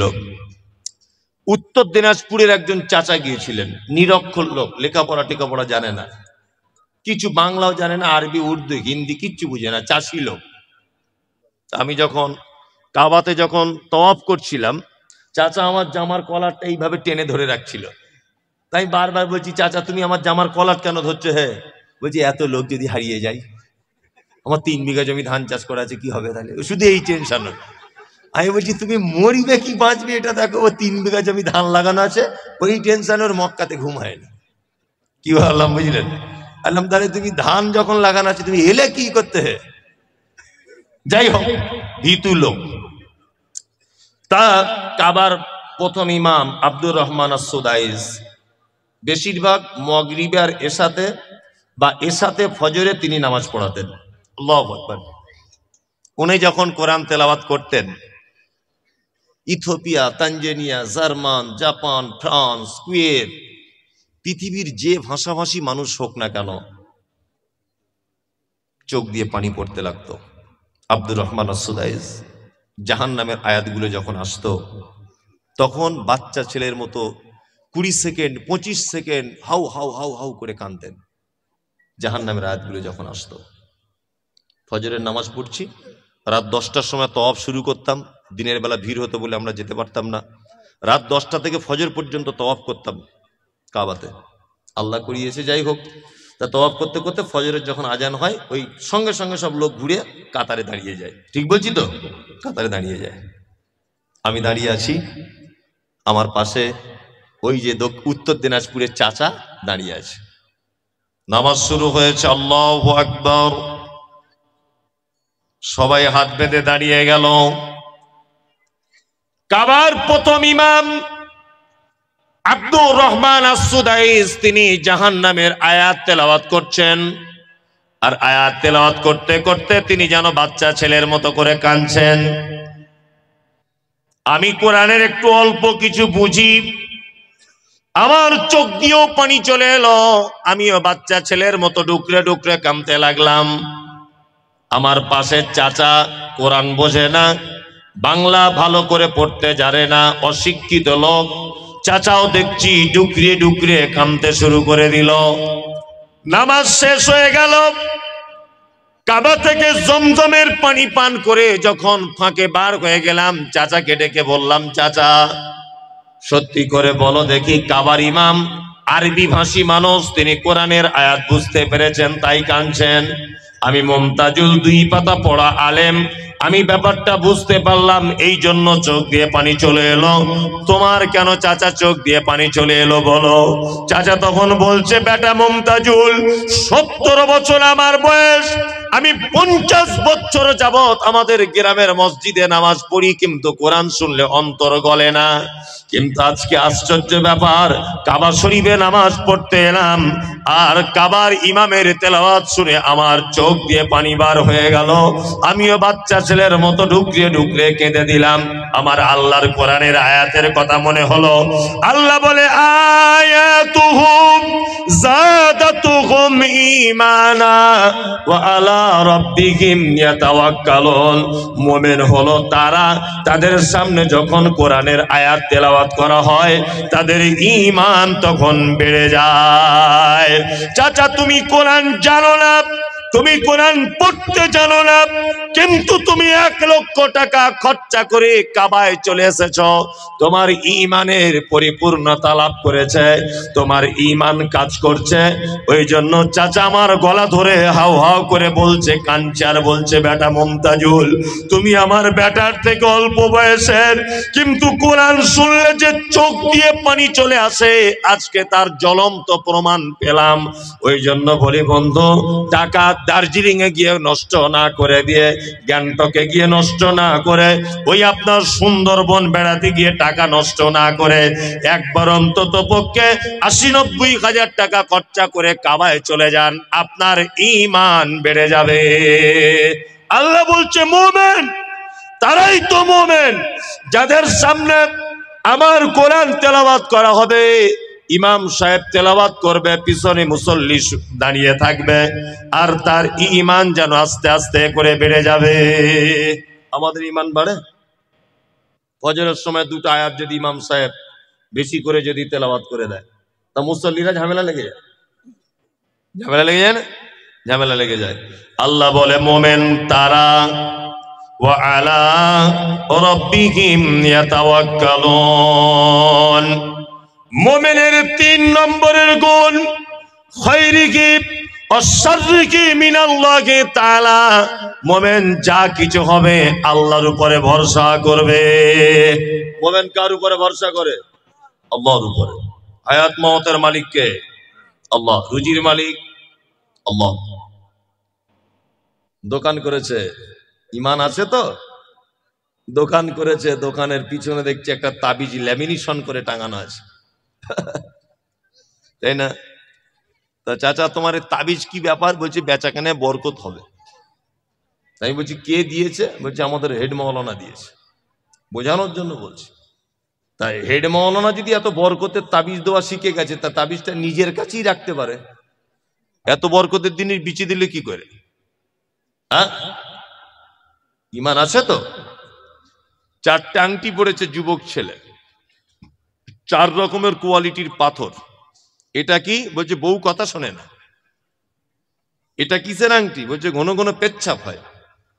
এটা কিসের? বলছে বাপের বাড়ি বউ গেলে আসতে চায় না। আর এটা বলছে রাতে চমকে উঠি তাই। হযরত ওমরের নাম শুনেছেন? ওমর দামি মানুষ না? দামি মানুষ। পৃথিবীতে অনেক জিনিস আছে যেগুলো ডাইরেক্ট জান্নাত থেকে এসেছে, তার ভিতরে একটা হাজির আসওয়াদ, তাই না? যখন পৃথিবীতে আছে, এটা মুসলিম শরীফের হাদিস, তখন সাদা দুধের মতো ছিল পাথরটা। আল্লাহ নবী সাল্লাল্লাহু আলাইহি ওয়াসাল্লাম বলছেন, আদম সন্তান তার পাপের বোঝা নিয়ে তাকে চুম্বন করতে করতে একদম কালো করে দিয়েছে। আমি নিজে আলহামদুলিল্লাহ 2 বার চুম্বন করে এসেছি, আল্লাহ করিয়েছে। খুব রিক্স চুম্বন করা, ওখানে মারাও যেতে পারে কোনো মানুষ, এত রিক্স। মানে আপনি হাঁড়ির মুখের মতো, তখন যখন মুখ ঢোকাবেন পিছন দিক দিয়ে 1,500 মানুষ আপনাকে চাপছে। এই 1,500 মানুষ বা 500 মানুষ, 1000 মানুষকে সামলে তবে চুমুটা খেতে হবে। ওই জন্য আমি বলি আমাদের বাঙালিদের একটা বদ অভ্যাস, বুড়ো না হলে হজে যায় না। হজে বুড়ো বয়সে গেলে 10 পয়সাও দাম নাই, এমনি টাকা খরচাই হবে, ও কিছুই করতে পারে না। ও না তওয়াফ করতে পারবে, চুমু খাওয়া তো দূরের কথা, না পাথর মারতে পারবে, ফ্যাল ফ্যাল করে তাকিয়ে থাকতে হবে। 5 লাখ টাকা জলে চলে গেল। যেতেই যদি হয় 35, 37, 38 বছরে যান, যেন দুজনকে যেন রুখে দেওয়া যায়। দক্ষিণ আফ্রিকার মেয়ে ছেলেগুলো, তাদের যা বডি আর যা ধাক্কা মারছে, তারা আমার মতো 4টে পুরুষকে ফুটবলের মতো ছুঁড়ে ফেলে দিবে, এত ক্ষমতা তাদের গায়ে। আর এই লম্বা লম্বা মেয়েগুলো সব সুদানিরা, কালো কুচকুচ কুচকুচ করছে সুদানিরা, এই লম্বা লম্বা। তাদের চেহারা কি, আমাদের বাঙালি 2-4 জন পুরুষ মানুষকে মেরে ফেলবে ঘুষি মেরে, এত ক্ষমতা তাদের গায়ে। আর এ বুড়ো বয়সে লাঠি নিয়ে হজ করতে যাচ্ছে, তুমি চান্স পাবে? এক গুঁতো মেরে তোমাকে ফেলে দিবে 4 হাত দূরে। ওই জন্য হজে যদি যেতে চান একটু ইয়ং বয়সে যাবেন। কি বললাম বুঝলেন? হাজির আসওয়াদ হযরত ওমর ফারুক রাদিয়াল্লাহু তাআলা আনহু মক্কায় চারিদিকে তাওয়াফ করছেন। হাজির আসওয়াদ যেখানে আছে, ওই জায়গাটা হাজির আসওয়াদের দিকে আঙ্গুল বাড়িয়ে দিয়ে বলছেন, হাজির আসওয়াদ তুমি একটা পাথর, তুমি মানুষের কোনো উপকার করতে পারো? না, আমি কোশ্চেন কালেও তোমাকে চুম্বন করতাম না। শুধু তোমাকে চুম্বন করব বা করছি এই কারণে মুহাম্মদ সাল্লাল্লাহু আলাইহি ওয়াসাল্লাম চুম্বন করেছিলেন তাই। হাজর আসওয়াদ জান্নাতের পাথর, মানুষের কোনো উপকার ক্ষতি করতে পারে না। আর এ 4 রকমের আংটি পরে আছে, আংটি পরে বলছে 4 রকমের কাজ হবে। কি বললাম বুঝতে পারছেন? 4 রকমের। কলকাতা একটা অ্যাড্রেস দিচ্ছি, ওখানে চলে যাবেন। নাখোদা মসজিদ নাম শুনেছেন? চিতপুরে নাখোদা মসজিদের মেন গেটে ঢোকার সময় দেখবেন ওই পাথর বিক্রি হয়, বস্তাতে রাখা আছে, আর কুকুরে পেচ্ছাপ করছে। 40 টাকা 50 টাকা কেজি, 40-50 টাকা কেজি দরে পাথর কিনে আনছে, এনে বহরমপুরে ওই বাটিতে বাটিতে সাজিয়ে আম গাছের শিকড়, কলা গাছের শিকড়, জাম গাছের শিকড় পাশাপাশি রেখে ভাঙা মাইক নিয়ে বিক্রি করছে, আর বলছে আফ্রিকা কঙ্কর জঙ্গল সে লেকে আয়ে হ্যাঁ জড়িবুটি। তোমার বইয়ের ছেলে হয় না, পাথর নিয়ে যাও, ছেলে হবে। MBBS ডাক্তার ওর বইয়ের ছেলে করতে পারলো না, আর কুকুরে পেচ্ছাপ করে পাথর ওর বইয়ের ছেলে করে দিবে। তারা 2024 সালে এত বোকা লোক বাস করে, হ্যাঁ? আর পাথর পড়ে আছে কে না? স্কুলে হেডমাস্টার। মনে মনে ভাবি যে আল্লাহ গরুর পেটে কেন সব গোবর দিলে? হেডমাস্টারের মাথাতেও কিছু দিতে পারতে হালকা। ওর মাথায় মগজ আছে? বিচারপতি বিচার করে কোর্ট থেকে বার হয়ে জড়িবুটি কিনেছে ওর বইয়ের ছেলে হবে বলে। কত বড় গাধাও! ওর কপালে কিছু জোটেনি বলে ভাঙা মাইকের ফোন নিয়ে বসে আছে, ফুটপাতে তাবিজ কবজ বিক্রি করছে, চালাকি চিটিংবাজ। কি বললাম বুঝলেন? কাজী নজরুলের ভাষা কি? কাজী নজরুল বলেছেন, ওরে পীর ফকিরের কথা যদি সত্য হতো, তারা কেন ভিক ভেঙে ফুটপাতে খেত? তাদের কথা যদি সব হবে, হাত দেখে যদি সব বলে দিবে, তা ফুটপাতে তারা কেন বসে আছে? আছে না? আল্লাহ। এলেম বাজার মাদ্রাসায় তখন পড়ি, এলেম বাজার নাম শুনেছেন বীরভূমের? তখন এলেম বাজার মাদ্রাসায় পড়ি আমি। মাদ্রাসা পড়াশুনো করছি, তা বাড়ি আসছি, একা একা বাড়ি আসা নতুন শিখেছি। তা বোলপুর থেকে ট্রেন ধরে আমি আসছি শিয়ালদা। তা শিয়ালদা স্টেশনে নেবি প্ল্যাটফর্ম থেকে বার হয়েছি, দেখছি একটা লোক খাঁচার ভিতরে টিয়া পাখি নিয়ে বসে আছে। তা আমার ছোটবেলা থেকে জানকারির ব্যাপারে খুব ইচ্ছা, গিয়ে বলছি, চাচা তোমার টিয়া পাখিতে কি আছে হে? বলছে টিয়া পাখি হাত দেখে বলে দিবে তুমি কার সাথে কি করছো না করছো, সব মনের কথা। বলছি তাহলে হলে হতেও পারে। ক টাকা নিবে? বলছে 3 টাকা। আজ থেকে 20-25 বছর আগে বলছি, তখনকার 3 টাকা মানে সাংঘাতিক ব্যাপার। তা আমি তখন সেরেক বেদাত এটা বুঝতাম না, মাদ্রাসার ছাত্র, তখন তো খুব বদমায়েশ। আমি তাহলে একবার আমারটা হাত দেখে বলে দাও তো কি করছে একবার। তখন তো ফোন টোন ছিল না, তখন এত বড় চিটিংবাজ হাতটা দেখে বলছে, তো সাংঘাতিক ব্যাপার। যে কি ব্যাপার? বলছে তুমি যাকে ভালোবাসো সে তো প্রায় চলে আসার টাইম হয়ে গেছে। আমি বলছি শালা ওইটাই তো আমি চাইছি, যাকে ভালোবাসি সে আমার বাড়ি আসুক, আর মাদ্রাসায় পড়বো না, বেশ মজা করে থাকবো দুজনে মিলে, মনে মনে ভাবছি আর কি। তাই বলছি তাহলে বাবা কি করা যাবে? কি করা যাবে? বলছি এমন একটা তাবিজ দিয়ে দেবো 10 টাকা দাম, এমন করে দিব না এক জানলা ভেঙে চলে আসবে তোমার বাড়ি, কেউ আটকে রাখতে পারবে না। মনে মনে ভাবছি তো ওইটাই তো আমার দরকার, ওকে পেয়ে গেলেই তো আমার পড়াশোনা সব শেষ, সংসারে লেগে যাব। তখন অত বুঝি না তো ভালো মন্দ। তো 10 টাকা দিয়ে সত্যি কথা বলতে মাল নিয়ে নিয়েছি। এবারে আগে সে সুইচওয়ালা ফোন ছিল, তখন তো ফোন টোন ছিল না, সে টাটার এরকম বাক্স ফোন ছিল আগেকার দিনে, তাই না? এখন ওই ফোন থেকে মাঝে সাঝে ওকে ফোন টোন করা হতো আর কি। আগে তবু রিং হচ্ছিল, এখন মোটি রিংও হয় না, সুইচ অফ। মাথা খুব খারাপ যে আগে তবু তাবিজের আগে তবু ফোন টোন হচ্ছিল না, আলাদা ব্যাপার। এখন তো ফোনের রিংও বাজছে না।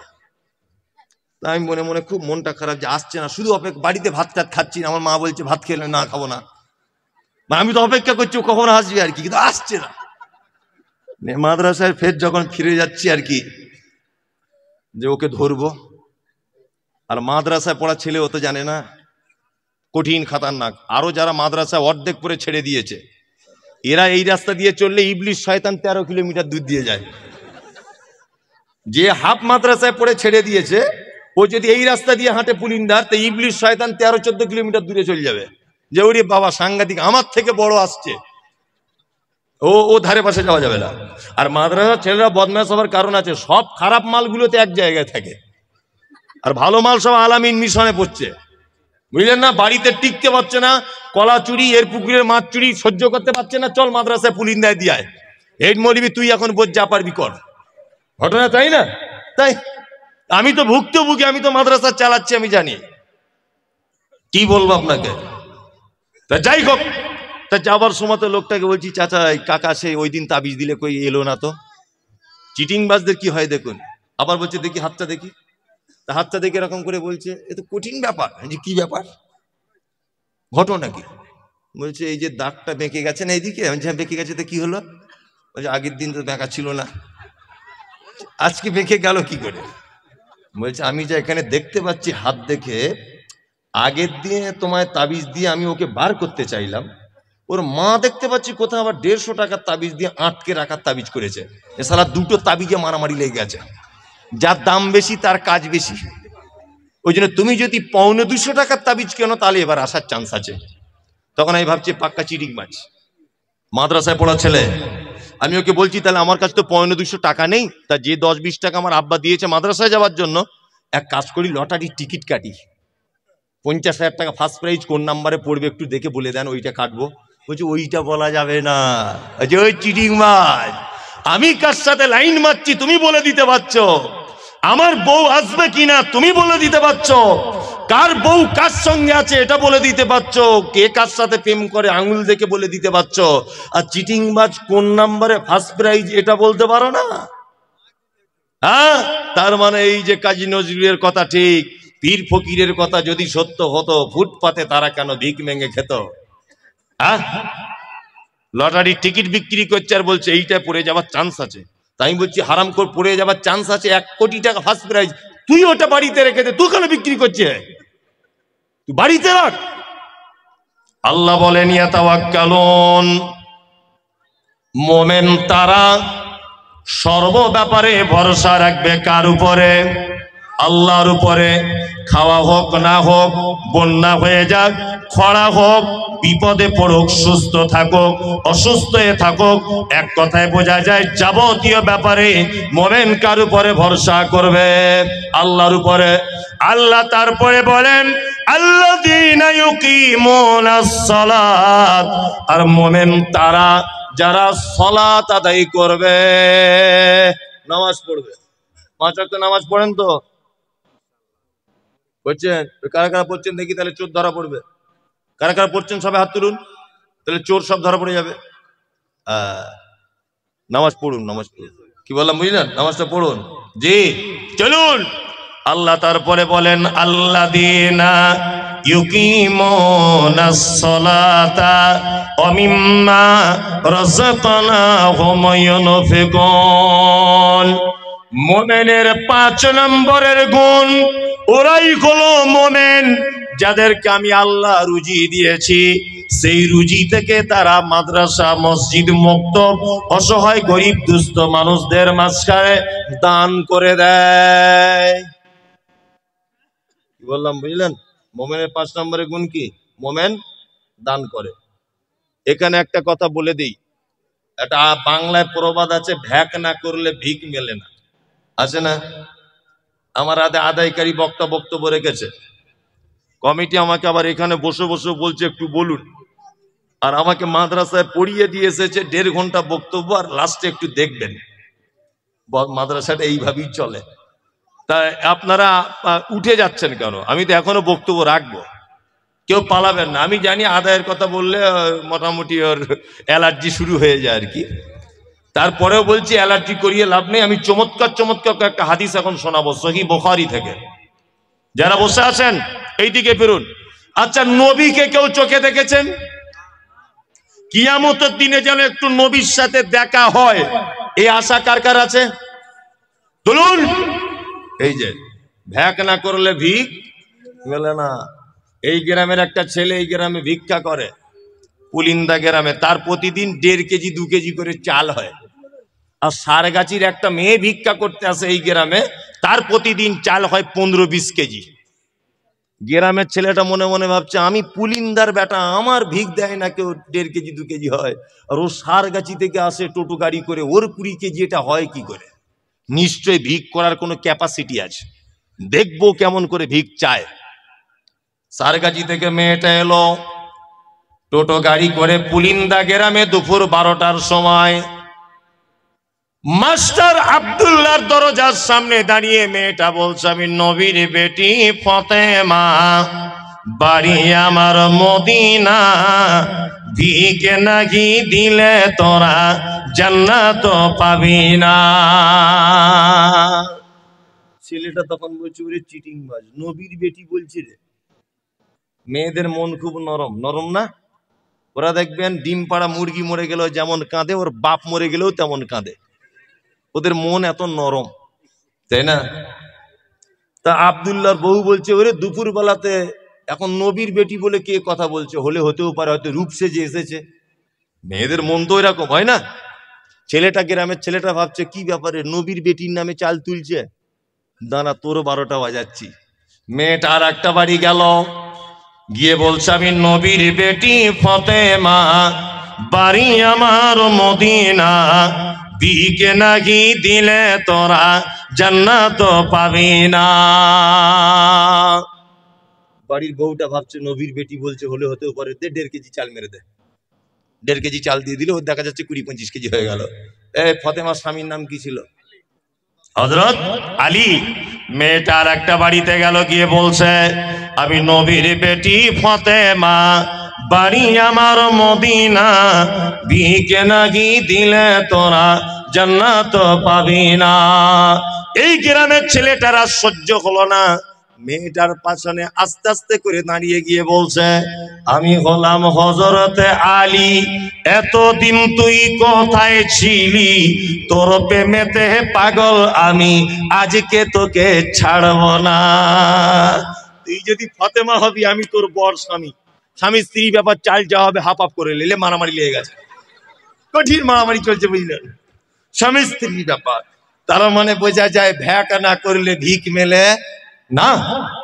সহিহ বুখারী একটা হাদিস বলি, হাদিস বর্ণনা করেছেন, নাম হলো তার আয়েশা। শুধু আয়েশা তার নাম নয়, হাদিসে বলা হয়েছে, হাদিসের পরিভাষায় তার নাম হলো মুহাদ্দিসা। যতজন নারী সাহাবিয়াতগণ হাদিস বর্ণনা করেছেন, তার মধ্যে সবথেকে বেশি হাদিস বর্ণনা করেছেন আম্মা জান আয়েশা।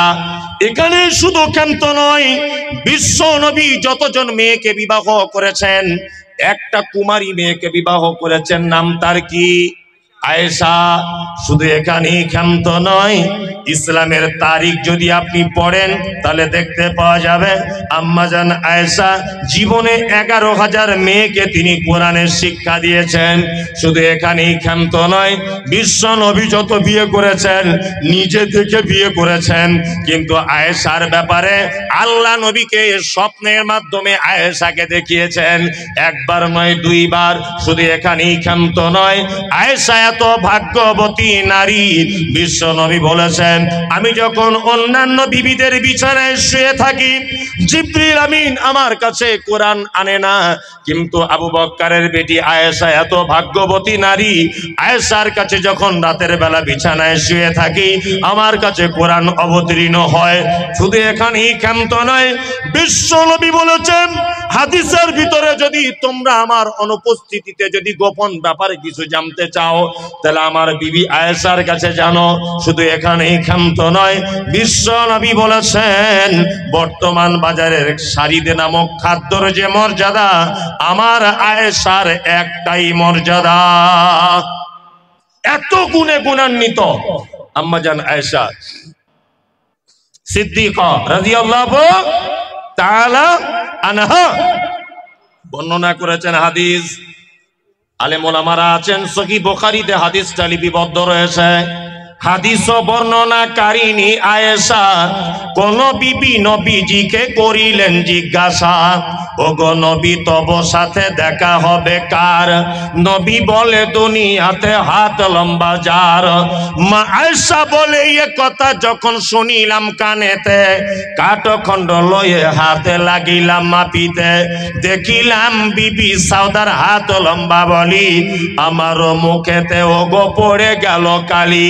হাত লম্বার অর্থ পরে পারিলাম বুঝিতে, দান ধন যারা করে এই দুনিয়াতে, তারে পরে জয়নাব এসে নবীজিকে কয়, কেন জয়নাব আল্লাহ রাস্তায় বেশি করে ক্ষয়? পুলিন্দার মানুষ শোনন হাদিসটি বুখারীর, জয়নাবে আনন্দ আর আয়েশার মুখ ভারী। আম্মা জান আয়েশা বলছেন বিশ্ব নবীকে, ও দয়ার নবী গো, কিয়ামতের দিনে লক্ষ কোটি মানুষ এক জায়গায় থাকবে, আপনার সাথে প্রথমে কার দেখা হবে?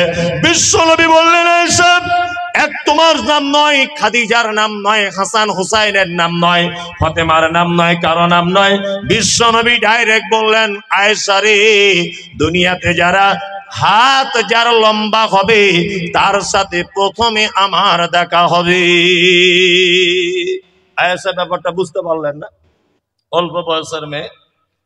আল্লাহ রাসূল বলছেন, আয়েশা শোনো, ওই হাত লম্বা শাশুড়ি যদি 10 টাকা দান করে, বৌমা 20 টাকা দান করবে। শ্বশুর যদি 100 টাকা দেয়, তাহলে জামাই 200 টাকা দিবে। বড় ভাই যদি 500 টাকা দেয়, ছোট ভাই 1000 টাকা দিবে।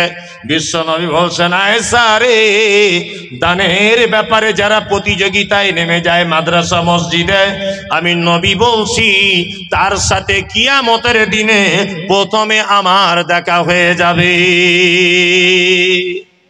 দানের ব্যাপারে যারা হাত লম্বা করে দেয়, কি বললাম বুঝলেন? তার মানে এবার আর নবীর সাথে দেখা করার ইচ্ছা থাকবে? পয়সার ব্যাপার চলে এসেছে। এই, আপনি পৃথিবীকে এত এত ভালোবাসছেন কেন? ভালোবাসিয়েন না বেশি। একটা জ্বলন্ত প্রমাণ আপনাকে দেখাবো আমি। আপনি এখানে আসুন, আপনি কিছু ধরবো না, ভয় নেই। আপনি আমার আব্বার বয়সী মানুষ, আসুন। কত হলো বয়স আপনার? তাহলে আমার আব্বারও 60-59। আপনি আমার আব্বার বয়সেরই মানুষ। তা কয়েকটা কথা আপনাকে দিয়ে সবাইকে শিক্ষা দিচ্ছি, আপনি রাগ করবেন না তো? না, আমি আপনাকে ছোট করার জন্য বাপ ডাকিনি, সবাইকে একটা জিনিস ভাবানোর জন্য ডাকছি। আপনার বয়স 60 বছর। আচ্ছা, আপনার আব্বা মা বেঁচে আছে? মারা গেছে। আপনি আলহামদুলিল্লাহ দেখে মনে হচ্ছে মিথ্যার আশ্রয় নেন না, সত্যি কথা বলেন। আচ্ছা বলুন তো, যে আপনার আব্বা কত বছর আগে মারা গেল? 2005-এ, মানে আজকে 19 বছর। এই 19 বছরে আপনি কখনো কখনো আপনার বাপের কবরে গিয়ে বলেন যে আল্লাহ আমার আব্বাকে একটু ক্ষমা করে দাও? সত্যিটা বলবেন। আচ্ছা যান, আচ্ছা আলহামদুলিল্লাহ, আলহামদুলিল্লাহ যান। এর নাম পৃথিবী। এর নাম কি? পৃথিবী। আপনাকে যে কত বড় জিনিস আমি দেখাচ্ছি, আপনি যদি মানুষ হন তাহলে বুঝতে পেরে যাবেন যে মমতাজুলি আমার এইটুকানি ছেলে কথা বলছে কি করে। এই দেখুন, এনার আব্বা মারা গেছে 19 বছর আগে। খুব ভাবনা চিন্তা করুন তো। ওনাকে বললাম যে আপনি আপনার আব্বার কবরে গিয়ে কখনো গিয়ে বলেন যে আল্লাহ আমার আব্বাকে একটু ক্ষমা করে দাও, আমার আব্বা এখানে শুয়ে আছে? তো উনি বললেন না, এরকম ভাবে যায়নি, তবে নামাজে দোয়া করি। এর নাম পৃথিবী। ওই লোকটার আব্বা সারা জীবন টাকা পয়সা ইনকাম করেছে, আর এটা ভেবেছে আমার বেটার ভবিষ্যৎ করছি। আল্লাহর কসম বাবা, আপনাকে বলছি, আমি সবাইকে শিক্ষা দেওয়ার জন্য, আমার বেটার ভবিষ্যৎ করছি, টাকা পয়সা ইনকাম করছি। সেই আব্বা মারা গেল 20 বছর। 20 বছর, কারো আব্বা মারা গেছে 30 বছর, কারো 10 বছর। আপনি এত হতভাগা সন্তান, একবারও আপনার বাপের কবরে গিয়ে বলেন না যে আল্লাহ তুমি আমার আব্বা এখানে শুয়ে আছে, একটু ক্ষমা করে দাও, আমার আব্বা খুব কষ্ট করে আমাদের লালন পালন করেছে, আল্লাহ তুমি আমার আব্বাকে একটু ক্ষমা করে দাও। তা আপনি যদি আপনার বাপের ব্যাপারে না যান, কবরে গিয়ে যদি ক্ষমা না চান, তা আপনার বেটা আপনার জন্য ক্ষমা চাইবে, এটা আপনার বিশ্বাস হয় না? কোশ্চিন কালও চাইবে না। কি বললাম বুঝলেন? এর নাম কি? পৃথিবী।